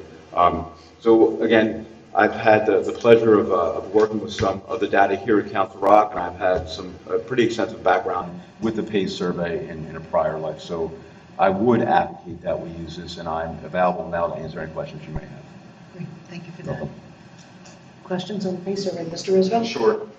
Do the students get the results of their information and the significance of it and how it relates to their peers? Great question. What happens is that when the results come out, it is provided to the superintendents of schools to do with what they would like to do with that. The county, though, does have an average. For the past few years, I want to say every school district in the county has administered this so that students can sometimes. I've been involved in health classes that looked at the county, and there's been lessons on that. Look, this is a risk, what's going on. Or, believe it or not, what we found is some kids just think everybody's doing an at-risk behavior. Oh, it's cool, when you're in high school, you're supposed to do. Well, we found out that it's not. Kids aren't making the risks that maybe some of the kids when I was in high school were taking. And it's because of the generation at risk, and it's because people are looking at data from PACE and putting out there prevention strategies before things happen. So continuing on that, do we in Council Rock have any preventive strategies that we deploy within our school district, maybe perhaps based upon the results of this or some other data of our risky behavior that our students may or may not be participating in? So I can't answer that question right now, but I can tell you this generally. When a student feels valued, worthy, engaged in school, and does well in school and has a healthy relationship at home, they're less likely to do at-risk things. Right. I mean, I'm just interested if we're participating or volunteering our students to provide some of the data and we're getting it back and the county's providing some preventative strategies, I'm curious to know if Council Rock does, or do we just have to rely on a county-funded? No, one good example that Anthony referenced is the QPR, the suicide prevention. We know what we get back as a district, and we know what that looks like in comparison to the county. And that's how programs like QPR are put in place in districts like Council Rock. And so, you know, as Anthony said, this goes back to 2011, and we've been practicing that research-based QPR program. I don't know the exact number of years, but probably a decade or more. I think it's 12 years that we've been doing it. So that's one example. Are the kids understanding and available this is out there, or is this more sort of? Well, for the QPR in general, we are training, we've started training every seventh grader who are now 8th graders, and we're training them in 7th grade. So they can look at that aspect of it. Yeah, because I mean, I think that this is good work, it's good information, and there's a lot of misunderstanding, as you mentioned, as far as students' behavior and what they believe their peers are doing. And I don't think that that's really any different from the way it was 20, 30, 40, 50, however many years back you want to go. I think there's always been well, everybody else is doing it, so it's okay if I do it, and that may not be true. Well, I think I don't mean to cut you off, I'm sorry. I think, as Anthony said, it teases that out and dispels some of those rumors that we learn right here in our own community. Debbie Moskovitz with Crunchy, she learns at a county and a state level, comparing these numbers. So as much as it informs us of what kids are doing, it also informs us of what kids are not doing socially. Yeah. And what are we currently doing to address some of these issues from both a mental health perspective as well as a substance abuse and suicide perspective as well, that the kids may be aware of? Kids are aware of QPR. Kids are aware at the elementary level of developmental guidance lessons that include social decision making. Kids are receiving the additional mental health services in the school that is being provided through KNS and truancy elimination. And truancy, yeah. I mean, when I think of this topic, I think of some of our professionals, like our CARES coordinators at the high school, children at risk in the educational system, and they kind of deal with the substance abuse and the mental health, and we contract out with some third-party providers who have specific expertise. I think of our guidance counselors or school psychologists. Some of the programs are reactive after a problem's already been comes to the surface, but some of the programs are more proactive and preventative, whether that's an assembly program, whether that's groups that are conducted for certain kids. But that group tends to handle a lot of these issues, at least at the high school level. It's good because, I mean, I think in all of these areas, this is something that a student or an individual may find themselves slipped into it without realizing that they slipped into it. And oftentimes, if and when they recognize that they're in crisis, it's really become an issue. So So addressing that to help them recognize that they're sliding into this, this area, and giving them the tools to prevent that and the resources and all, I think is really important. Thank you. And Mrs. Powell? Yeah, so do we get this data every year? This is administered every 2 years. Okay. Is it public information? Can anybody access this? It's not accessible by district. Okay, it's not. But it is by county. So the But when superintendent. but when it's by county, they don't mention the school districts that have answered the Or the survey. student. Or the student. No, I understand that the student is not mentioned, it should be like that, right? Yep, But right. the superintendent will not get the information for his or her school district? Oh, no, the superintendent's the only person who gets the data. The superintendent will get a booklet that looks like this. And then he would share it with his probably director of special services, and they will go through it, they would look at trends to see, and they would talk to community organizations, how can we support, oh, look, we're doing better here, this is getting a little bit funny. But the superintendent gets it.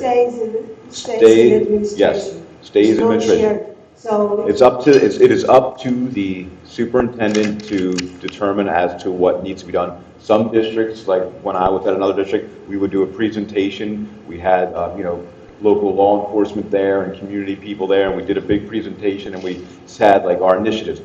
In 2 years, we want this to go down by X. We made a big thing out of it. I mean, especially because this is the students talking, and you see how they feel, School life, violence, depression, bullying, substance abuse. I mean, I think we need to know, the public needs to know where we stand, and again, if we make things, what do we do to improve it? Like you said, maybe you target something specific. So, and we can look at trends maybe every couple of years, see your interventions, if they were successful or not. I had no idea we had that. This is like really, really good information. Now, if I may, if you go to that is the Pennsylvania Youth Survey in blue, that's a hyperlink which I have open. You can download as a PDF. The last results they posted are from 2021. You have county reports, statewide reports, the full details of everything. Highlights of 2021, and then they compare rural and urban, impact of COVID. They have a whole series of ways that they not impact is very, very. So it's right there. No, but I'm talking specific to Council Rock.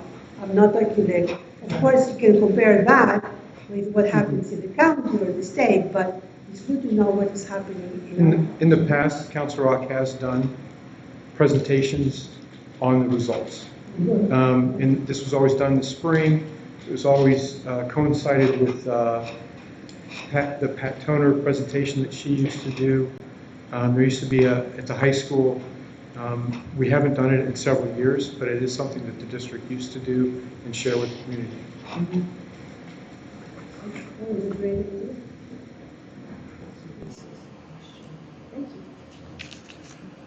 Before we move off, Dr. Nomos, I just want to check in with you and see if you have any questions or comments, if you'd like to be recognized.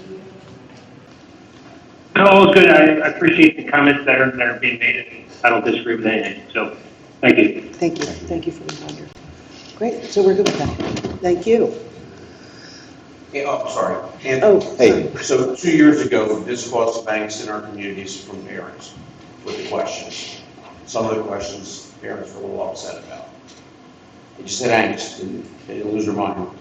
But I don't know how we're going to market this or how we're going to talk about this, but there are some parents out there that won't let their kids take it. Which is fine. Which is absolutely fine. So, go ahead. No, you. So not only do the students not have to take it, right? So if the parent doesn't choose to opt out the student and the student walks in that day and they don't want to take it, they don't have to take it. If they want to answer questions 1, 2, and 3 and no more, they don't have to answer all the questions. So there's latitude for the families as well as the students. I think that's important to get out to some of the parents because there are some valuable things. I think the questions are good questions. I struggle with when they're anonymous. I struggle with error rates on that final report. It's a county report, so we know what our county is made up. But I'm sure the issues at the lower end versus the upper end are different than other places. And then you compare it to the city of Philadelphia and everything else. So I take it with somewhat of a grain of salt. I think there's some key indicators in there that should raise an eyebrow. Because I looked at this before I applied to join the school board as part of that process, because it just came out at the time, and I was taken back by the questions and where they were going with the questions, and just looking at the responses and how it compares. So I want to caution that, because as we see with Safe to Say, any way you can report anything anonymous, things get blurred very quickly.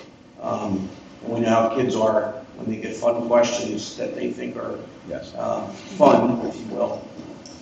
It slants the discussion. So, but I think there's indicators in here. I think with all that being said, we have to look at everything, and the kids are answering it. We have to look at it accordingly. What I think at the end of the day, I think parents are the ones that should be reviewing this with their child, because it's interesting to have that conversation. That's a great idea. So, and my past experience with this is that we had a district-wide readout of what's going on, and we had a group very similar to Crunchy, where we shared the data, because we are based from the epicenter, evidence-based prevention intervention strategies. So then we would look for these truly intervention-based strategies that we can then impart. Some of it is parental education, how to speak to your children about their well-being, because it's a community health model, and we want to make sure the students feel strong and confident, build up their confidence before they may be taking things at risk. But if they begin with risky behavior, how do we kind of put that away? And I wish the state would reconsider breaking it down a little more granular, because it quickly can go one way or another, depending on who's answering it in that county. And it's no disrespect to our neighbors, but I'd rather focus on what the issue at hand in Council Rock is, versus could be a watered down view from a county perspective. So that's kind of where I struggle with this survey. Okay. And to follow up what you said, Mr. Salman, I think in the past, some of the, as you called it, angst, came when we issued this survey with sixth graders. And some of the questions were seen as inappropriate for that age group. So I'm really grateful that you've taken that into consideration and that it's happening with older students. And I agree in terms of, let's get data that's applicable to Council Rock. If there are questions like, I feel safe in my school. Yes, exactly. I'd like to know where that is and why that is. Sure. Right? Because we can act on that. Yes. Exactly. That's real data we can act on. Yeah. Great. Thanks very much, Mr. Devlin. Can you pass the? Thank you. Up and down.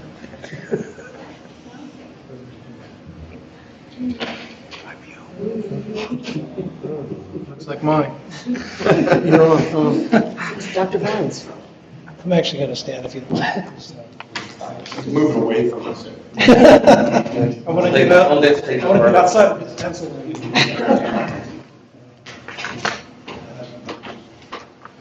And actually, it's so I can see the slide. Sometimes people ask a question about the number, and I'm just kind of trying to clear everything. For the slides. Cindy and all board members, thank you so much for having me back. It really is great to be here after dinner at the Chancellor Center. Talking about math and growth. I know, Ken, you're excited about it as I am, so thank you for letting me stand up here and talk about it. So I've been encouraged to give a broad overview quickly about the PSSA scores for 2023. As those of you who know me and suspect that you know me, I have a lot of graphs to share. We could share for quite a while. These are the ones that give you kind of 30,000-foot view at our 2023 PSSA scores. So I'm going to share them with you. Of course, for questions. And one thing I did want to point out is last year, when we started to meet back in November, is when we first got to see these. Now we're here in September, so it's closer and closer you can get information to public and educator view, the quicker you can start doing cool things out of it, nights for knowledge. I remember when that was getting set up and I was working with the team, what are we going to do? We said, well, PSSAs with the questions, let's pick up some samples from like the PSSA and the content areas, and let's use that as our metric. The number of times I've heard the word created tonight, it's amazing. And if you remember, one of the throwaway, not only the throwaway, but one of the side bars that I had in my first presentation was this kind of wheel. When you adopt a program and you start assignment, what do you want it to do? Right? That's your first question. And then the data wheel starts. And Dr. Fuller pointed out, if it's not working, revise it. Make it work.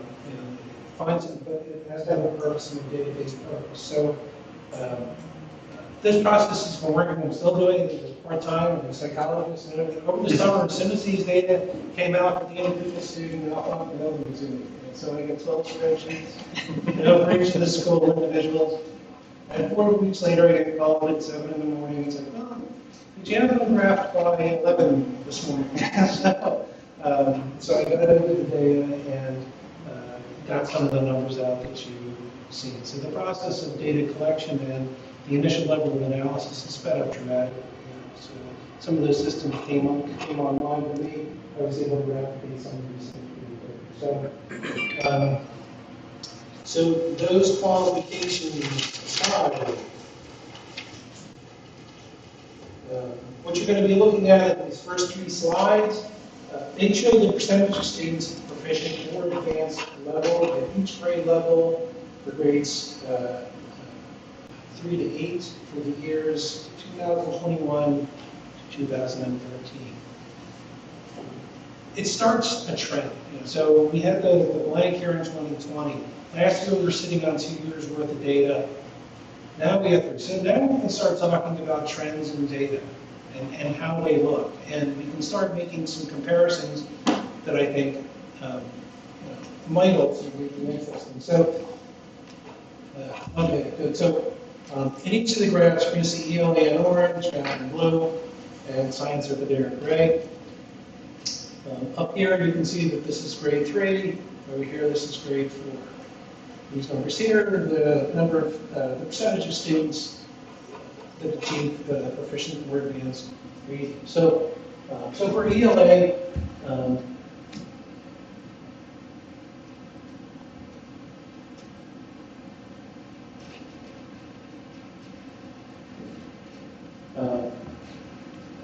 the numbers in the last 3 years have remained about the same for grade 3 and for grade 4.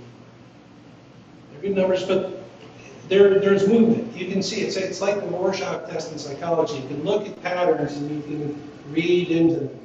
But when it comes down to statistical significance, there's actually not much movement in those scores.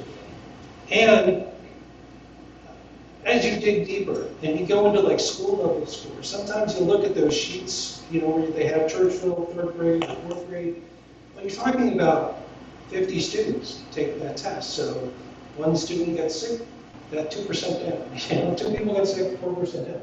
So each of those data points is going to bounce around a lot. So you want to be talking about an appreciation in kind of a larger scheme of things. We're not going to go there tonight. It is late, and this is a broad overview. One of the hot topics that we were talking about last year is math. And you actually do see kind of a good increasing trend in the math in 3rd grade and in 4th grade since 2020, in the last 3 years. Science has remained an area of strength. We test science only in grades 4th and 8th, so you're not going to see gray bars in every grade. You can see it somewhere. What's that? I said, so you said there's no statistical significance in some of this. So what, just looking at that and trying to understand the graphs, what is significant for you? What kind of differential? Because, and also 56.9 to 77.5, that's significant by itself. So how can you put it in perspective for us? I love the question, but I have not done the actual statistical analysis on every one of the scores. Okay. This is just the scores. What I'm saying is that should you desire to have that, it's obtainable. So, because you would have to look at what analysis you want to perform. So, for example, I want to know if our scores went up since last year, so I'm going to analyze these two scores together. Do I want to know if there's a trend? I'm going to take a look at these three. And I might compare them to historical data. So I might then, instead of just looking at those three, well, how does that fit into the range of pre-2020 numbers? So there's not, again, as I had said last year, is that the answers that you get, the analyses that you get from a data analyst are going to be responsive to the questions you ask. So if you want to know something specific about the statistical significance, you ask them, that's doable. If it was just Tom, just going in there and taking a look, I could, and it would be fascinating to me, there would be lines and p-values, but are they going to answer an educational question that our educational leaders need to deal with, that the board needs to be aware of? You ask a question, you can get those answers. Is that good? Right. But you're right. These numbers are big, and they are something to be happy about. Those numbers are going up. They're going up convincingly.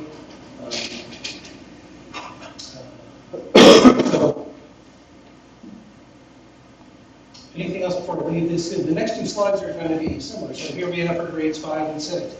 Again, we have ELA holding pretty steady and strong there, steady and strong here. But here's something about these grades these graphs that I kind of like when I was making them. So if you take a look at 2021's grade 5, 67.8, but then you take a look at grade 6 for 2021 at 76.4, and you compare these two numbers. You compare these two numbers. You compare these two numbers. They're going up. So grades 5 to 6, you're seeing movement in the right direction, and you're seeing it in a fairly robust way. It's happening year after year, which is encouraging. We mentioned last year that the tests in grade 5 and grade 6, for that matter, grade 7, grade, they're not the same tests. So you can't do kind of an apples-to-apples comparison. But in terms of what you're being judged on, you're assessing your standards, that's a good thing. Here again, we have math going up. Again, fairly convincingly, this is grade 5. And for the last 3 years, an upward trend there for grade 6.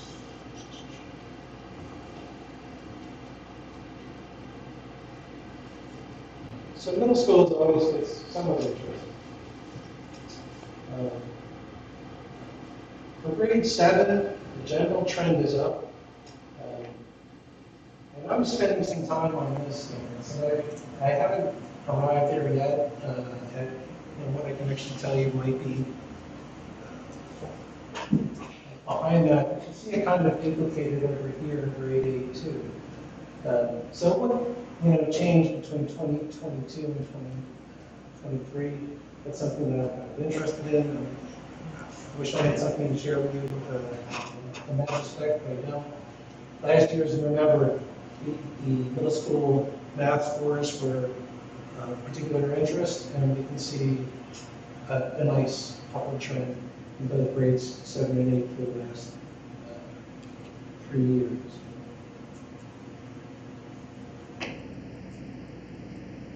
And those are your science. If I may. So, we talked about what questions we were trying to answer. And early on in this, I remember sitting in my truck and discussing this with you. And the first question I wanted to answer was, does keeping kids out of school really make a difference? And I'm looking at, I think we can unequivocally answer with data now, yes, it does. And those, there it is. The data say what they say. Yeah. So that, in terms of questions, you can put your statistical bars, how reliable are those numbers are, but those trends are such that, I think no one will ever argue again that kids are resilient if you leave them out of school, for instance. So, and that was the first question I had, so. Here's the trends. Thanks.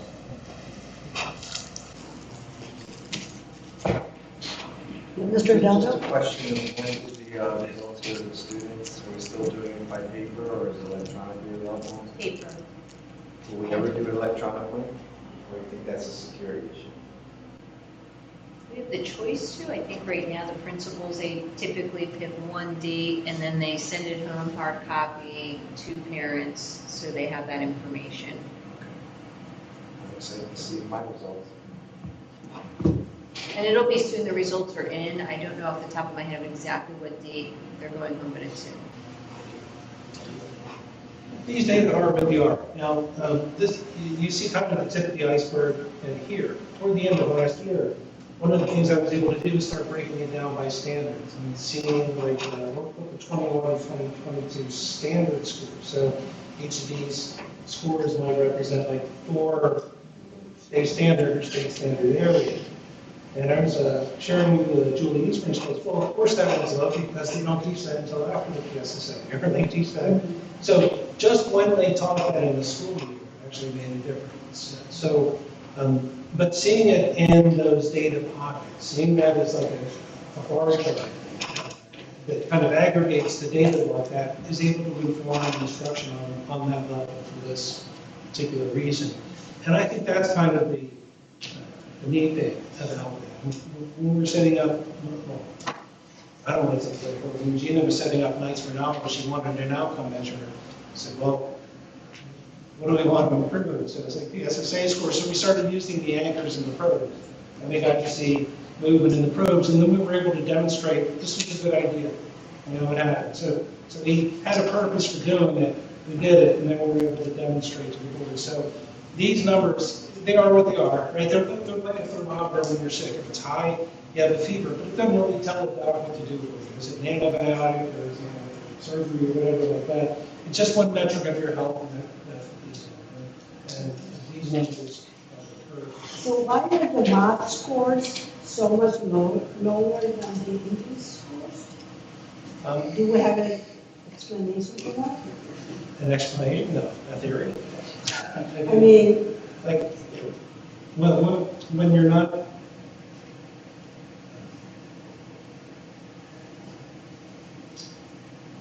You may not be able to answer that question, maybe somebody else. We've all had high school math.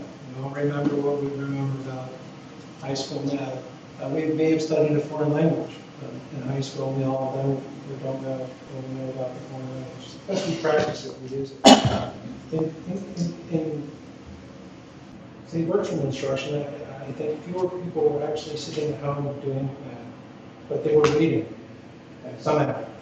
But reading is kind of, we were all able to read, and we can do that. It's a blessing to do that. And we do that to function. But you don't necessarily, we might have books on tape, and we listen to them in our car, but we don't have like differentiating equations, on tape. Maybe some of us do. But we don't listen to them. When the schools were open in term 1, right? And term 2, but still, we get like 43.6% only proficiency for math. And then it goes to 49, the third grade level 64. But still, like 8th grade, look how low it is still. Very low. I mean, the trends speak for themselves. So when people buy into like 6th, 5th, and 6th grade, their percentages were better in math than 7th and 8th grade. Is it like very different math? Is it much more harder than? Look at those. Well, Yeah, no, but you see difference as they get older. Is it much more difficult if they have hard time keeping up? I mean, there's a lot of variables that contribute to it. I don't think there's a perfect assessment out there. So depending on the assessment, you could have students perform very well. I think the other, intuitive thing is when you talk about eligible content, there's a big difference between the eligible content for a grade 3 math versus a grade 8 math. Right. So where you might be doing single-digit computation, and you keep adding your eligible content. So that you get to 8th grade and you're doing more pre-algebra, some Of course, it's very difficult, but it doesn't mean they have to perform like less. They just have to keep up their scores, you know, I mean, I see a huge difference between the elementary school and middle school. Even between the math and language I arts, mean, that's been exactly. historic as well. We have Yeah. theories, as we've been sharing about the test itself and whatnot, that It's a we've, test, yeah, but. it's just one theory as to why historically there is a difference between math and language arts. Could I say, in like last year, statewide, these are the trends. Like last year, in math, third grade was at 47, it's a statewide average, 47% proficient, and it went to sixth grade was 28%, and grade 8 was 22% proficiency. So it has something to do with the testing and how it's created, but the trends are across the board. We pretty much double the state average in our school district, which is a good sign for us.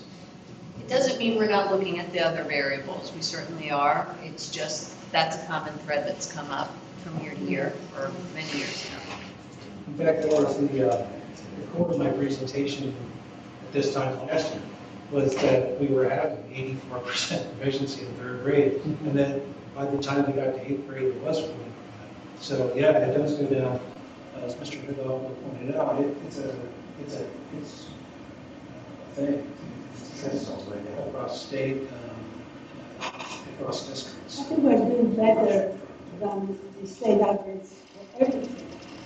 This is still a district you want to live in, if you want kids at school. But still, I mean, it's Yeah, a this huge drop. is outstanding scores on one level, you know, so,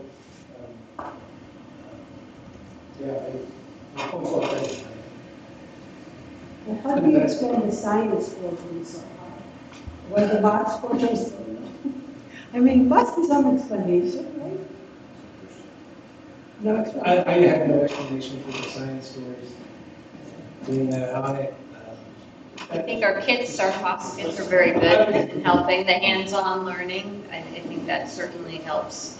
It's a STEAM program. Our STEAM program. So I'm just gonna say DD2. Well, I think that's part of the reason why we tend to emphasize, and I hope it doesn't sound defensive, you know, because I think the scores are actually very good, but, you know, it's a snapshot. It's one metric, it doesn't tell the complete story. It's, you know, it's a statewide assessment, it gives you some level of performance data, but, you know, the same students that are scoring that high in science would be then scoring that low in math. That doesn't seem intuitive. So, you know, you start to question the assessments and things of that nature. I don't know. That's why I think it's difficult. I think that's why our emphasis is on take the data for what it is. We try to do as much as we can with it, but I don't know if you want to praise it too much. This last slide kind of reimagines the slides that I presented last year. They were more of a cohort analysis. So I'm going to start with the one on the right first. These are eighth graders in 2023, and for some inexplicable reason, they switched the colors, so math is now orange. I'm sure you can follow along as Mrs. Fowler was saying.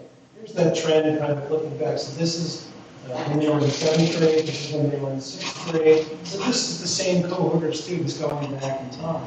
And you see the trend that you just pointed out. But yeah, here we are at 46.5. But look where the same eighth graders were back when they were third graders. They were up at 77.5. Now contrast that with their ELA scores that are, for all practical purposes, stayed about the same. So there was a difference. And so our ELA stayed up where it was, and in contrast, the math scores went down. This graph on the left is our seventh graders. The trend certainly isn't as robust. In fact, it's encouraging to some extent that it really seem to have held on to their gains instead of kind of going down. But this is where they were back in grade 3, just as a point of difference.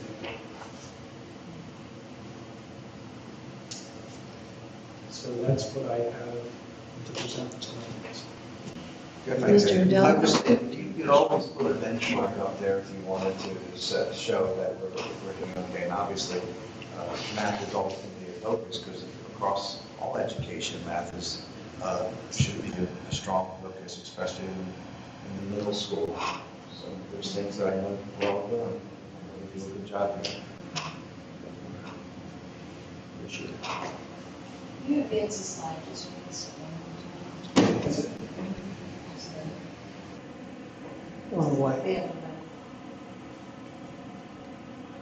just wanted to speak to our next step. So as Dr. Barnes shared, right now we gathered the data and we've talked about this, the importance of being able to then analyze the data and make just instructional decisions to be able to reflect what we're seeing and be able to support students the best way that we can. So short-term planning is analyzing, working as a team. Certainly we have Ms. Scary with us now, and she's been a great resource. And then long-term, what are our next steps? And to Al's point, I just want to reiterate as well and reinforce that we're not just looking at PSSA data. It is very important. It matters. It's a snapshot. We will also be looking at a variety of data that will help tell the story about how students are doing. We will be sharing that and continuing the discussion in subsequent meetings. But I think that's important to reinforce tonight as well, that this conversation will continue, but it was important to us to get in front of you, be able to share the initial data, that we gathered and what Tom's done, and then continue to provide the board with updates. Mr. Hickey? Can you go back to that other graph, the cohort graph, that one? Any theories, as to why we go from 81% down to 64 between grades 3 and 7? And the same holds true with the 8th grade study. But even more, the other question I have is, any idea why our 8th grade scores are so low, the cohort, as compared to our 7th grade? I mean, it's down in the high 40s, and the grade 5, okay, you have the COVID excuse, but I mean that has rebounded to 63 and 64%. Yet our 8th grades are still down at the high 40s. I'm just curious as to what's that saying? Is there something that was done differently at the elementary level that shows, hey, we did something right in 7th grade that we missed in 8th grade? Or I know you're still analyzing it, but that just struck me.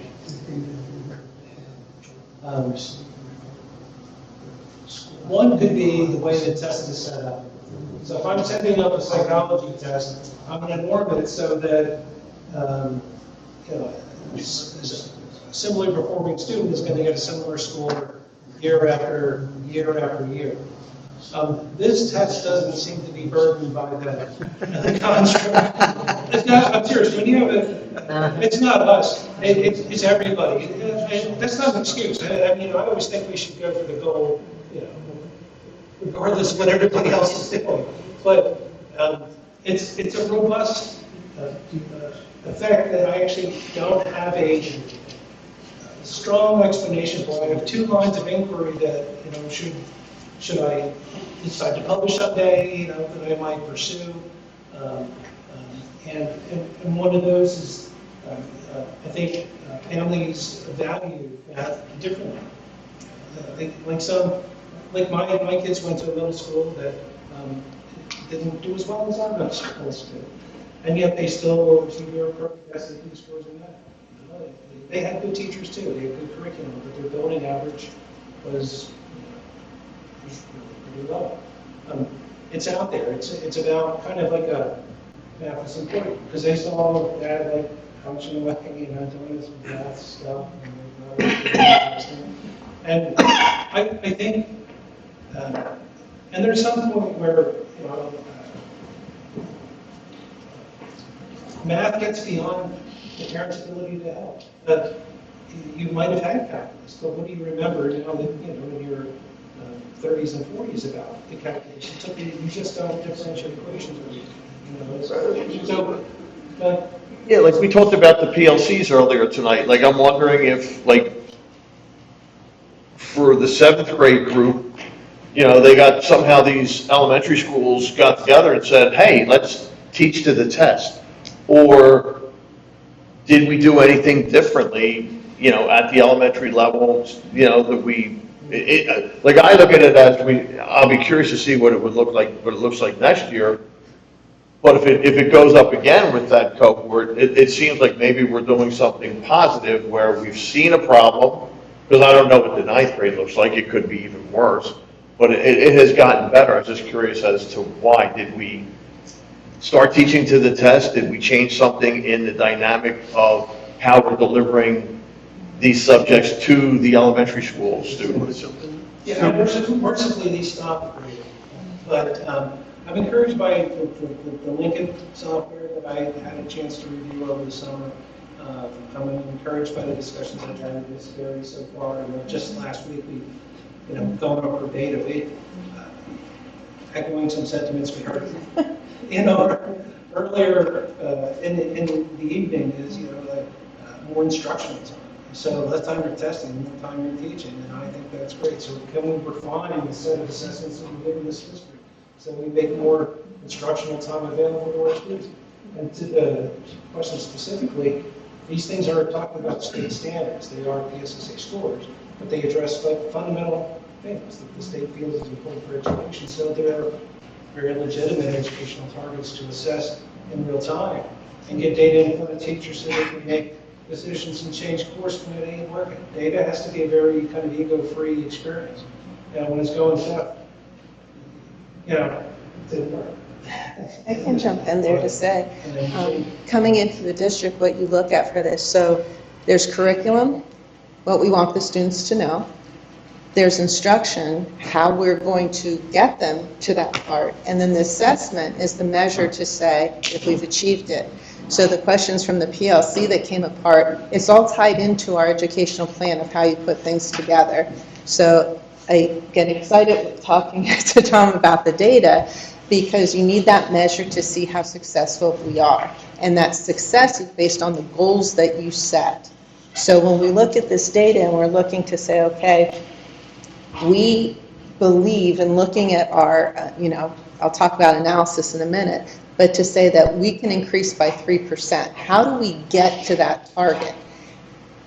Within the state for years, they've had what's called the root cause analysis. So getting together, when you look at it, you look at your curriculum. So when are you teaching the different skills? You mentioned about math. You want to make sure that your pacing is that all of the things that are going to be on the test, from the standards, that's called your eligible content, what's going to be on the test, that you make sure that everything is taught and that the students understand it, so when they take the test, that will be reflected in the score, your metric to show success.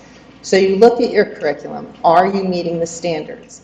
In one district I was at, we got a new reading series, and they were doing it with fidelity. It was great. Till we sat down and did the analysis of where specifically are the standards in the book. They were all in the sidebar. And if you skipped over a sidebar thinking it was important, you skipped the standard. So it's having that curricular discussion to see when it's being taught, in what progression it's being taught, especially with math, and then the instructional part. How are you teaching it? We talked about formative assessments. That's your constant, taking the temperature. Are they getting it? And if not, going back and reteaching it. So these skills become very important between what you want them to learn and then how we're going about doing it. And the assessment becomes very important, because how do we know if they learned? I was a high school social studies teacher. My father was an elementary principal, and he always used to razz me about that and said, seriously, how many people, when the kids are 5 years out of high school, how do you know what you did was effective in that classroom? And I think all the way back then, that was like burned into my skull. How do we know we're successful? And once you build that culture of data, of looking at it not as something that's a punishment, that you're not doing your job, but looking at it as, okay, why is it this way? So in this root cause analysis, you teach the teachers to ask the why question 4 times. Why is that? Well, it's because we taught something at the wrong time. Well, why did we teach it at the wrong time? Let's look at the curriculum to see that how we can do it. So you're going down. There's any number of causes for tests. When you look at 8th grade math, the first thing you always look at is the kids that are in advanced. So if they're taking an Algebra 1 test in 8th grade and the PSSA. So you kind of look for correlations and different data with it. But you start to have that mindset for teachers to really look at it. What is the content? What do you want the kids to know? How do we put the curriculum together? Is our instruction meeting that? Are we doing enough formative assessment to know all the way along that we're progressing?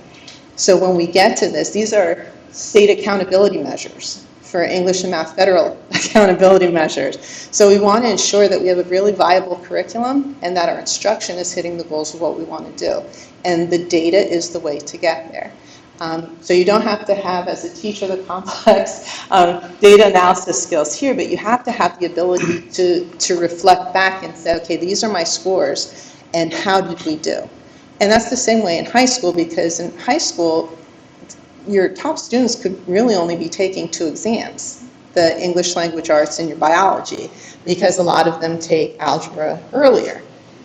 But it's the same mindset in regards to any of the exams you're giving. You want to prepare them to do well on SATs.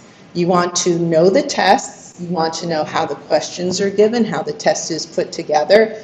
And then when we get the analysis of it, the teachers really need to break down to the specific standards and eligible content to see if they hit it or not. And when you build that culture with the teachers, they actually get excited then to see the data. It's their experience. They want to know how specific students did. Like, I spent all this time, they did this and we did this, we want to see. And when those scores come out, a lot of teachers will wait and say, I need to know, like, did they master this because we did all this stuff? And it's the best excitement when you see you met those goals. So it's about defining your goals. It's about using, as you've said all during the meetings, using that data as the metric as something to really show that you've met your goal, to show that they've learned. And that's the concrete thing of what we do. This is what shows it. So there's lots of different things that go into it, but from my perspective sitting here as your supervisor of curriculum instruction, it really goes down to looking at your curriculum instruction to make sure that you're meeting the measure you want to with the goals you've set. So I find this all very exciting, and I think this is going to be a great thing. We've got the keys. Dr. Goldberg? Tom, if I was playing the first comment I'll make to all the board members, there's 5 numbers for each one of these curves. And they're all 5 different measuring sticks. One's cubits, one's hands, one's yards. You can't compare them like that. I'm wondering if we could norm this data and then break it out by school and or individual, so that this, to Joe's point, this is our benchmark. This is the district score. Where are our schools above or below that score? Where are our students above or below that score? And why are they above or below that score? That's these things, the 48% is troubling as it looks up there. That's a different ruler than the 64%. They are different. You have to look at the trends, and you have to normalize this to get anything out of it. And you may not have enough to be statistically significant when you do that, but that's where the value is. You know, where can we? I don't want to compare to the state, because at Mars we can crawl over that bar. That's like what your mom used to say: if everybody else is jumping off a cliff, or you too. That's a low bar. Our bar is us, or the county, whatever you want to use, not the state, because that's too low. But then, Like a normative comparison, you can see how far from the norm. Yeah, and you know, you've heard accountability here, and you put the administration at each one of these schools, and you say, now you're going to tell me why you're above and why you're not above, and you use PLCs to bring the ones that are not above up. But the flip side to all that is people want to see why a student, I spent all this time, Tom and I have talked before, what gets lost in that is the ones that are advanced and above proficient, because we don't spend any time on them, because from PBOS will get us there. And what you find is instead of failing the kids that are average, you fail the kids on top because they have a year of learning that you ignore because they're already at top. So, you know, if you're thinking of publishing something, Tom, I think using this tool and normalizing it or benchmarking to something where you can actually do real-time assessments with Lincoln would be fun. It would be. Yeah, it has to be. So, yeah. Other questions, comments? I think doing nights of knowledge for prep for PSSA, that may be a way to help students get better prepared for it. And I don't know if it's something that we need to offer in a larger scale. Because, I mean, these tests are like stressful for kids, so if they feel that they're better prepared and they have a chance to spend more time specifically to the standards, that would help a little bit. Absolutely, I think that's why we're looking at that component. Yeah, we didn't offer that last year. No, Yeah, tips and techniques and just test preparation. But even, you know, I had a conversation with Dr. Thor too, and he made a good point. A lot of times we're reporting just proficient and advanced scores. Well, you also have your basic and your basic students. And it's important for us to know, as a school entity, that we're moving students along the continuum. So, you know, even if a student falls in that below basic realm, are we moving them to basic? And I think that's, I'd like to expand the conversation. You mentioned PBOS. I think PBOS is a much better metric because it's two-pronged. It's not just achievement, it's growth. And, you know, so having all that data, we have it, you know, 3 through 8, or even into the Keystone, you know, you can project where students should be. And that's what the PBOS tells you with growth. So even our school or our schools that may experience, and it fluctuates, you know, a depressed school score 1 year, they may be in the blue overall, which is the best growth measure in PBOS. So they're moving students along that continuum. They didn't get the advanced and proficient, but they move students. The other thing that I'd like to talk to people about here is if you have an abnormally high score 1 year, right, 85%, well, the next year you may be set up for a decrease. You know, and you say, oh, well, we got a 12% decrease. Yeah, but you had an 85, and vice versa. You may have a year where you're in the 50s, and then all of a sudden, you know, you're in the 70s. The other interesting thing is when we look at these classes of 2023, class of 2022, well, if you just do it by grade level, there are different students the following year. That's a different grade 6 that you're comparing last year's data to. So it's complex in terms of how you want to look at it, but I think Tammy strikes the right word when she says we have to target what is it that we want to do, where do we want to go, set the goals, make data meetings more part of our culture. This is what we want to look at. This is what we want to understand. Which is an important part of the MTSS framework, which we'll learn more about. We hit on it recently at the finance meeting, but next month, during the October Education Committee meeting, you'll hear some more about what those data meetings are looking like. They're up and running as we speak. I talked to 3 principals today about their data meetings, and they talked about the systematic approach, the objective approach, teachers becoming even more familiar with different data points. Good work is happening, and we're excited to share that with you, and that will be an important part of the work that Tammy's describing too, moving forward.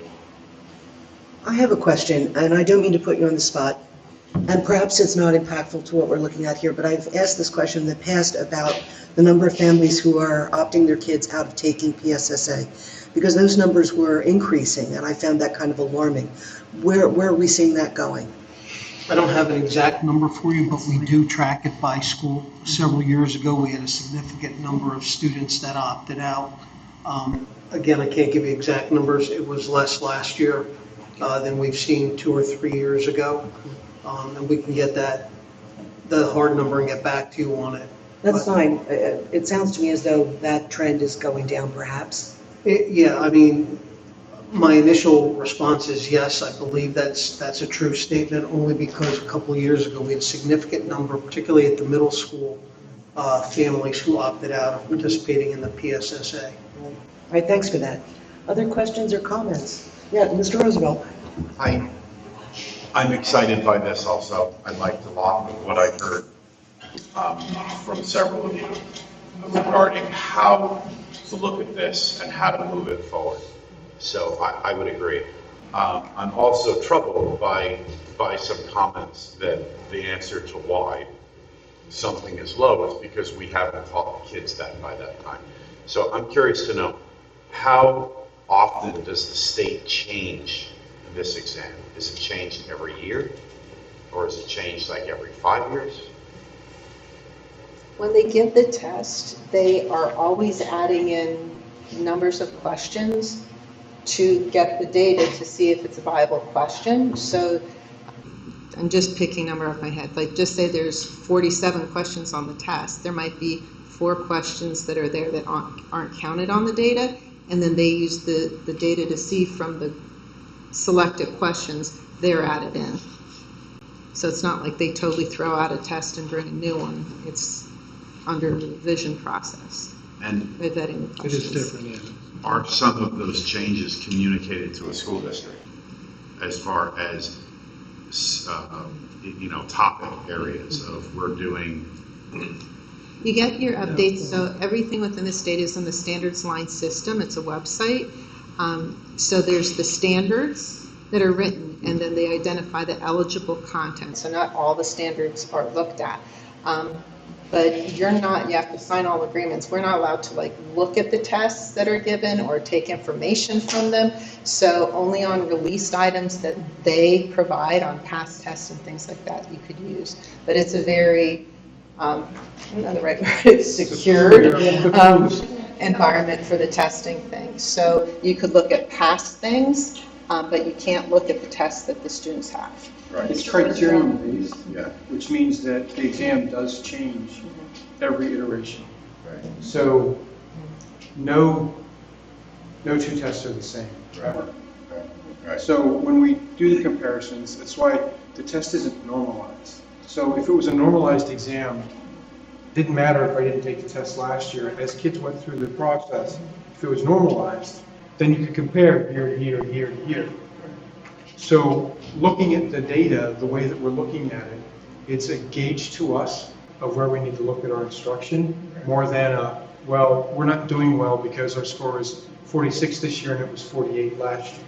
It's not the same exam and it's not the same students. Yeah. So what we walk away from that is, okay, well, our numbers dropped, and then Tom says, well, this is a significant change, and you say, all right, why did they change? Like last year, what he started to do, when he started to drill down into some of it and was able to discover in one section there was an issue with the way that geometry was being introduced in terms of the timeliness of when the exam was given. And there's no way the kids could have done well. They didn't know the material, like Tammy said. So, and there's no way for us to know that in advance to sequence the instruction of geometry, or is there? Well, I think there is. I mean, because the curriculum does have a scope and a sequence, and You know what the test is. and you know when the test is. So, yeah.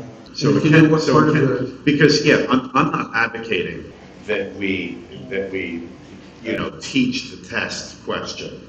I agree that we need to instruct the kids, but we should instruct them so that they have a good grasp and understanding of what they're going to be evaluated upon, because this is the data, to your point, that we evaluate our instruction from. And if we're not doing that, the data that we get is useless, to the point of we're using different forms of measurement, so we can't really evaluate our instruction. I like what you mentioned about PFAS, and that we can track a student to say, the student is growing, and that we look at all the students to show that the trajectory of growth is in a positive direction. And I think that if we can do that, evaluate the growth of the students to make sure they're going the right direction, and we can evaluate our instruction to make sure that we're sequencing it correctly, then we put ourselves in the best area for success. And it looks like this is the direction that we're going from this. So I too am excited about where this is going to go. I just am hoping that we can do this quickly because, yeah, exactly. Next week, right? Mr. Roosevelt, I just wanted to reinforce something about the, what happens if something's taught at the end of the year. Now, just how programming is set up, there's a spiraling approach to instruction. So for years, probability at the elementary level always came at the end of the year. And that was something, although we did not look at the test, did not know exactly if it was on there, we just knew that was taught at the end of the year. So, just organically through the programming, there's more of a spiraling effect where students are exposed to concepts.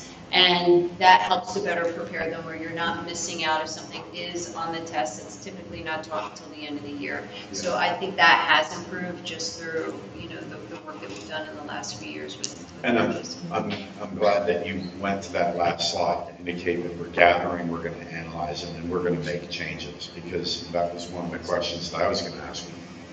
What do you, as educators and administrators, are going to do with this data? What does this tell you on how we can help our kids learn better and learn more? So that's to come. That's in the sequel. Other questions or comments?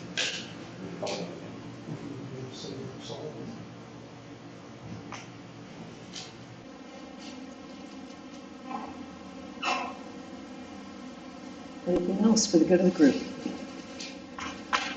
Okay, so the Sierra Leadership Experience and Development Program. So we're really excited about this, and for many years there was a leadership academy that took place in Council Rock, and actually many of our current administrators went through that program and found it to be very valuable. And over the last few years, it has not been up and running for various reasons, but we're really excited to bring it back, but have it be more evolved with the purpose of helping those teachers and staff that are looking to develop their leadership skills, to give them that opportunity to be more hands-on with the work that we're doing in Council Rock. This also helps with succession planning. That's an ongoing discussion that we have internally. How can we help grow our leaders within the district, but also, have additional folks helping us and engaging in the important work that we're doing this year. In the past, these were monthly meetings that took place, and different administrators, for example, would come in, speak with the group, help them learn a little bit more about leadership and discuss some valuable skills and answer questions. We're looking to, again, expand on that, not just having monthly meetings, but deciding who is interested in what and what their background is, and seeing who could help work with certain administrators on some specific projects. And so, again, the approach is more hands-on. We're looking to start this in November, and we began by reaching out to staff based on administrator recommendations that we asked for during our administrative retreat. And we received quite a few suggestions. Mr. Funk and I sent out invitations to those folks, and we're still hearing back from them. We're giving them just another week or so to decide if they are interested in participating. But once we have those names, we're going to get the program up and running. And again, this is about, bless you, strengthening the capacity within our district, building upon leadership skills, and really helping those folks that want to be engaged a little bit more in the work that we're doing at the district level. So we've gotten some great responses, a lot of excitement, and we're excited about this. But we listed just a few of the topics. The group will be work aligned with curriculum, data analysis, safety and security, some of those big areas that we are engaged in every day. I don't know if I have much to add. I think it was a nice thing during the administrative retreat to gather names from administrators so that when we did reach out to contact folks to extend this invitation, it's nice for folks to kind of know that other people are thinking of them as potential and future leaders within the district. So we're always looking to build leadership capacity. At some level, it becomes a little bit self-serving, and then we feel like there's an awful lot of work to do, and many hands make light work. So the more we can draw people into our projects and initiatives and get them involved, we think it's a win-win. Sometimes when potential administrators are developing a resume and they can put down specific experience, but more than that, when they go to an interview and they can speak coherently about those experiences, I think that really gives them a leg up. So I think the CR Leadership Academy was very successful. So, it's dangerous when you start tinkering with things that have been successful. But one element that I think we want to emphasize is just the practical experience. So help us with the data analysis. Help us with some transportation issues that we may or may not be experiencing. Help us with PBIS and PSS. Let's get involved. You're going to win, we're going to win, and hopefully that's a good thing. Mr. Hidalgo. I appreciate it. I don't want to mess with something that's successful, but my question would be, besides administrative recommendations, is there another way for people to be vetted that might be interested that we're working on? So, sure, anybody that wants to participate, we're going to participate. We have to have a manageable group. But Nicole shared that she and Al reached out early on in August at the administrative retreat. We collected additional names, recommendations, and once we go through this first wave, we'll make it open and available. One of the things that we spent considerable time talking about is building that leadership capacity inside of, but also outside of the educational arm of the district. Are there maintenance mechanics that want to learn more about a higher level job? Are there people in Matt's department with IT? So that's kind of where we hope and see this going, so that it's a little bit of a twist on what the CR Leadership Academy used to be. And we want it, as you've heard, we want it to be practical experience, application rather than all theory.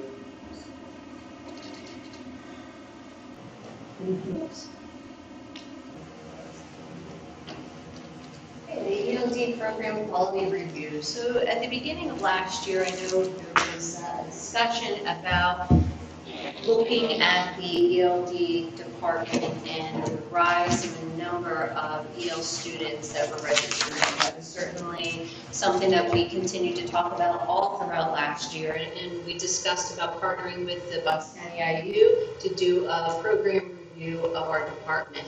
So at that time last year, it's a very lengthy process. They shared that they were available to come in and do this here in Council Rock, October 24th, 25th, and 26th. So the official work is being done those 3 days, and I'll describe what that will look like in a minute, but backing up to the summer, that's when this planning started to happen. So the Bucks County IU, the team is led by Rachel Holler. She is doing a great job of really helping us to get organized, and what it will consist of is having over 20 outside district employees from surrounding school districts in Bucks County to come in for those 3 days and observe lessons or interview teachers within the department, teachers not in the department, for example, general education teachers, staff, central office administrators, parents, students. It will be over actually 130 interviews that will be taking place that we're in the process of scheduling as we speak with the help of our coordinator, Shannon Buback. So that is happening on those 3 days. The purpose of the program review is to be able in the end to have them highlight the strengths of our department, as well as what they view as areas that we need to look at further and possible recommendations.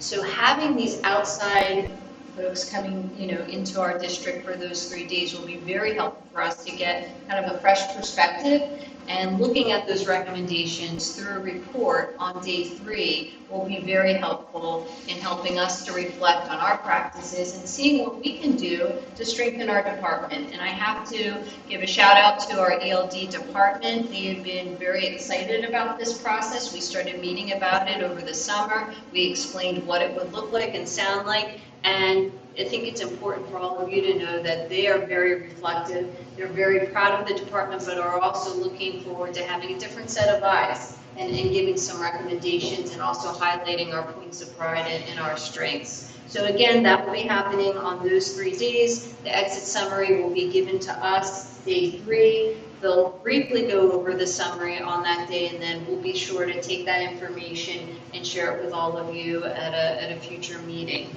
And I also want to highlight that although we have these 23 surrounding districts that are represented coming in to do the work, we also have district employees that will be going out to surrounding districts in the spring when another local district does the same process of PQR for their ELD department. So we will be reciprocating, that. But it's exciting work. We appreciate the IU leading this, and we'll be sure to continue to keep the board informed of the findings. I'm happy to answer any questions. Is there anything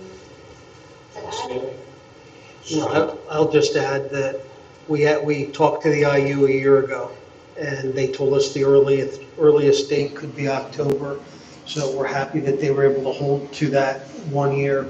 And I think it's no secret to anybody here or listening, we know because you supported our kids last year by providing more support for the students. We have a significant number of EL students, and we know last year that number grew. So I think this is a really good starting point to get the IU and folks from neighboring districts to come in here and really audit our EL program. Mr. Selma. So just on the flip side, Nicole, I know one of the persons coming as part of the team, and she's excited to get on the Council Rock to see what we're doing here.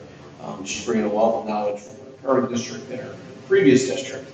So if you're getting a pool like her, it's going to be a really, really interesting and fun process for us to go through. So I'm excited to hear, as I see her today, what she's hearing, what she's seeing, what she's hearing. The final products. We're great. That's the product the IU puts together. They put together a good team of people to do those type of things, and it's a year in the making. So I'm glad we're finally getting to it. But it's exciting. It's good to see this, and it's a great way to keep the county folks working as a team with the kids, which is always important. Yes, Mr. So Dr. Holler presented about this program at the IU board meeting, and she did discuss how popular it is, and so many different districts are asking for it. So I'm very happy we are on the program on the cover. And she is so good. She's very thorough. It's been a very organized process.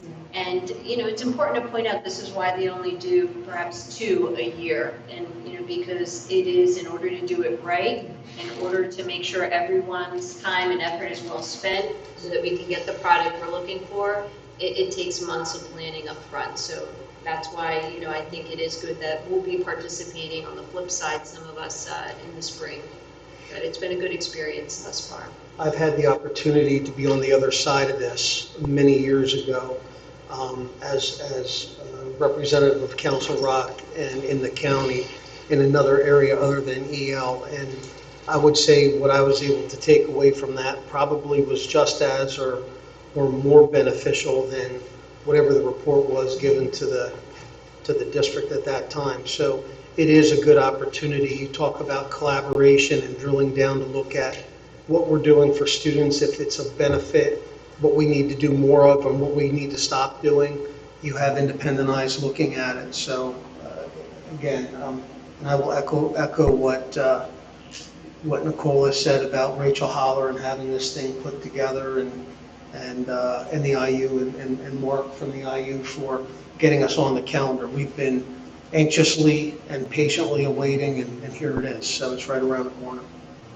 Actually, a part of this process at the beginning of the year, which you might find interesting, was called a question formation session, where we spent the first in-service day, the ELD team, Mr. Funk, myself, we all engaged in creating questions, and it was very much, tailored to Rachel asking the department, what are your points of pride? What are your strengths? What do you feel you need more support in? What do you feel you would like to get feedback on? It took hours, and you're probably wondering, how did that take hours? But it was really valuable collaboration, amongst the team members, guided by Rachel and her partner, Nicole Borland from the IU. And those are the actual questions, and it's broken down into several topics or areas that they're using for these interviews. So I think that's important to highlight that. It's coming directly from our team, and they're guiding that process. But it's not just questions used from another district that they're reusing for this process in Council Rock. It's all been very much custom, tailor-made for our strengths and the needs that we feel we want to take a closer look at. So more to come, as they say. Good. Good.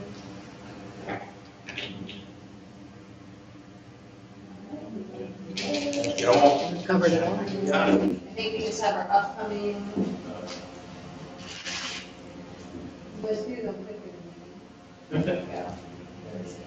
So upcoming education committee meetings for October, we talked about several of these topics already, but curriculum review process, MTSS, which you know about, proposed course changes, the topic of artificial intelligence in education, and Keystone data. So another full agenda. What's the drill? And I haven't forgotten Mr. Yeah, I'm happy to see the curriculum review process. I'm very interested to understand what that is. I think that this meeting alone explored a lot of data that can be very useful for the curriculum review.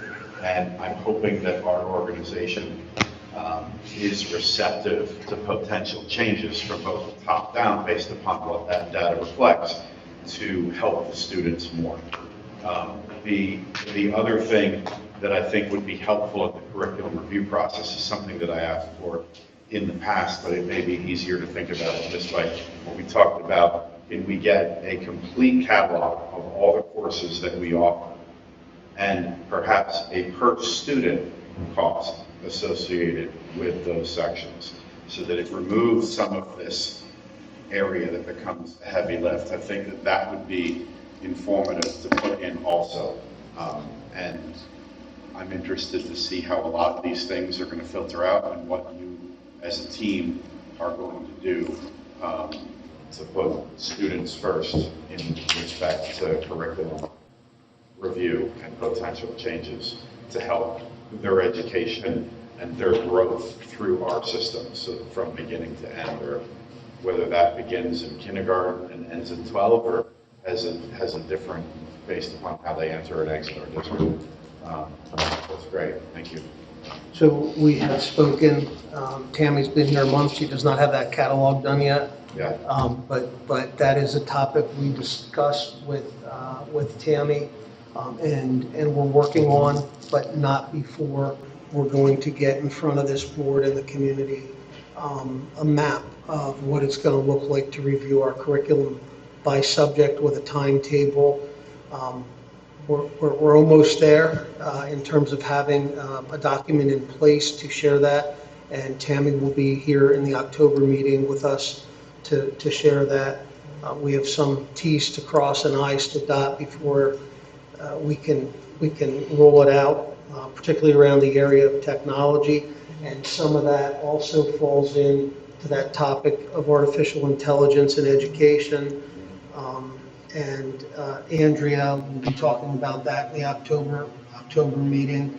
The one caveat I will say is that we're working on developing a study team in Council Rock. But I'm going to go back to the IU again. I reached out to Mark Hoffman and asked for a county-wide study team on artificial intelligence in education. And so we will be hosting a countywide, Andrea, help me here. So what we did was, we originally had thought to have a study team here in Council Rock. And then the more we thought about it, the more we realized, and there's a lot of news out there. It's kind of like a pop thing to know about, but there's a lot of people who don't know anything about it, and especially when it relates to schools. So the thought of having a study team was not to have a committee and not to really have a task force per se, because we don't know what it is yet, so we have to understand it as educators. So I spoke to Rachel Holland yesterday, and she told me that the IU is planning a summit, just of individuals from different school districts, to talk about what is it, what do we want to know, what do we need to know, what should we be doing, what should we not be doing. And so she said, but beyond that, she said, I didn't even think that it would have a life. So, with Dr. Sanko's approval, I kind of extended the invitation. And I said, Council Rock would love to host it this year. Just get these people around the table. In fact, Tom, Tammy, myself, and Matt McCarthy sat and we flew through almost 2 hours of just talking about it was interesting. You have 4 individual lenses, and then Dr. Sanko joined in, and it was even more of a rich conversation. So it's definitely something that we need to keep a tab on. And so we're hoping that with this study team, we can at least bring awareness of it and kind of come to an agreed upon definition of what it looks like in a school. That's a big lift. And in January, we'll be hosting folks from around the county and the IU here in Council Rock. Join it. You'll be aware of it, so love to have you there. I just want to be careful, we scrub things, if it touches insecurity or that type of thing, but that's not a public conversation, as we keep that very consistent. Yeah, That's all. Yeah. Holly, keep looking at your email. You'll be getting an invitation. Are you good? That's fine. All right. Anything further for the good of the group? Thank you. All right, hearing none, we are adjourned. Thank you, everyone. Thank you. Thank you.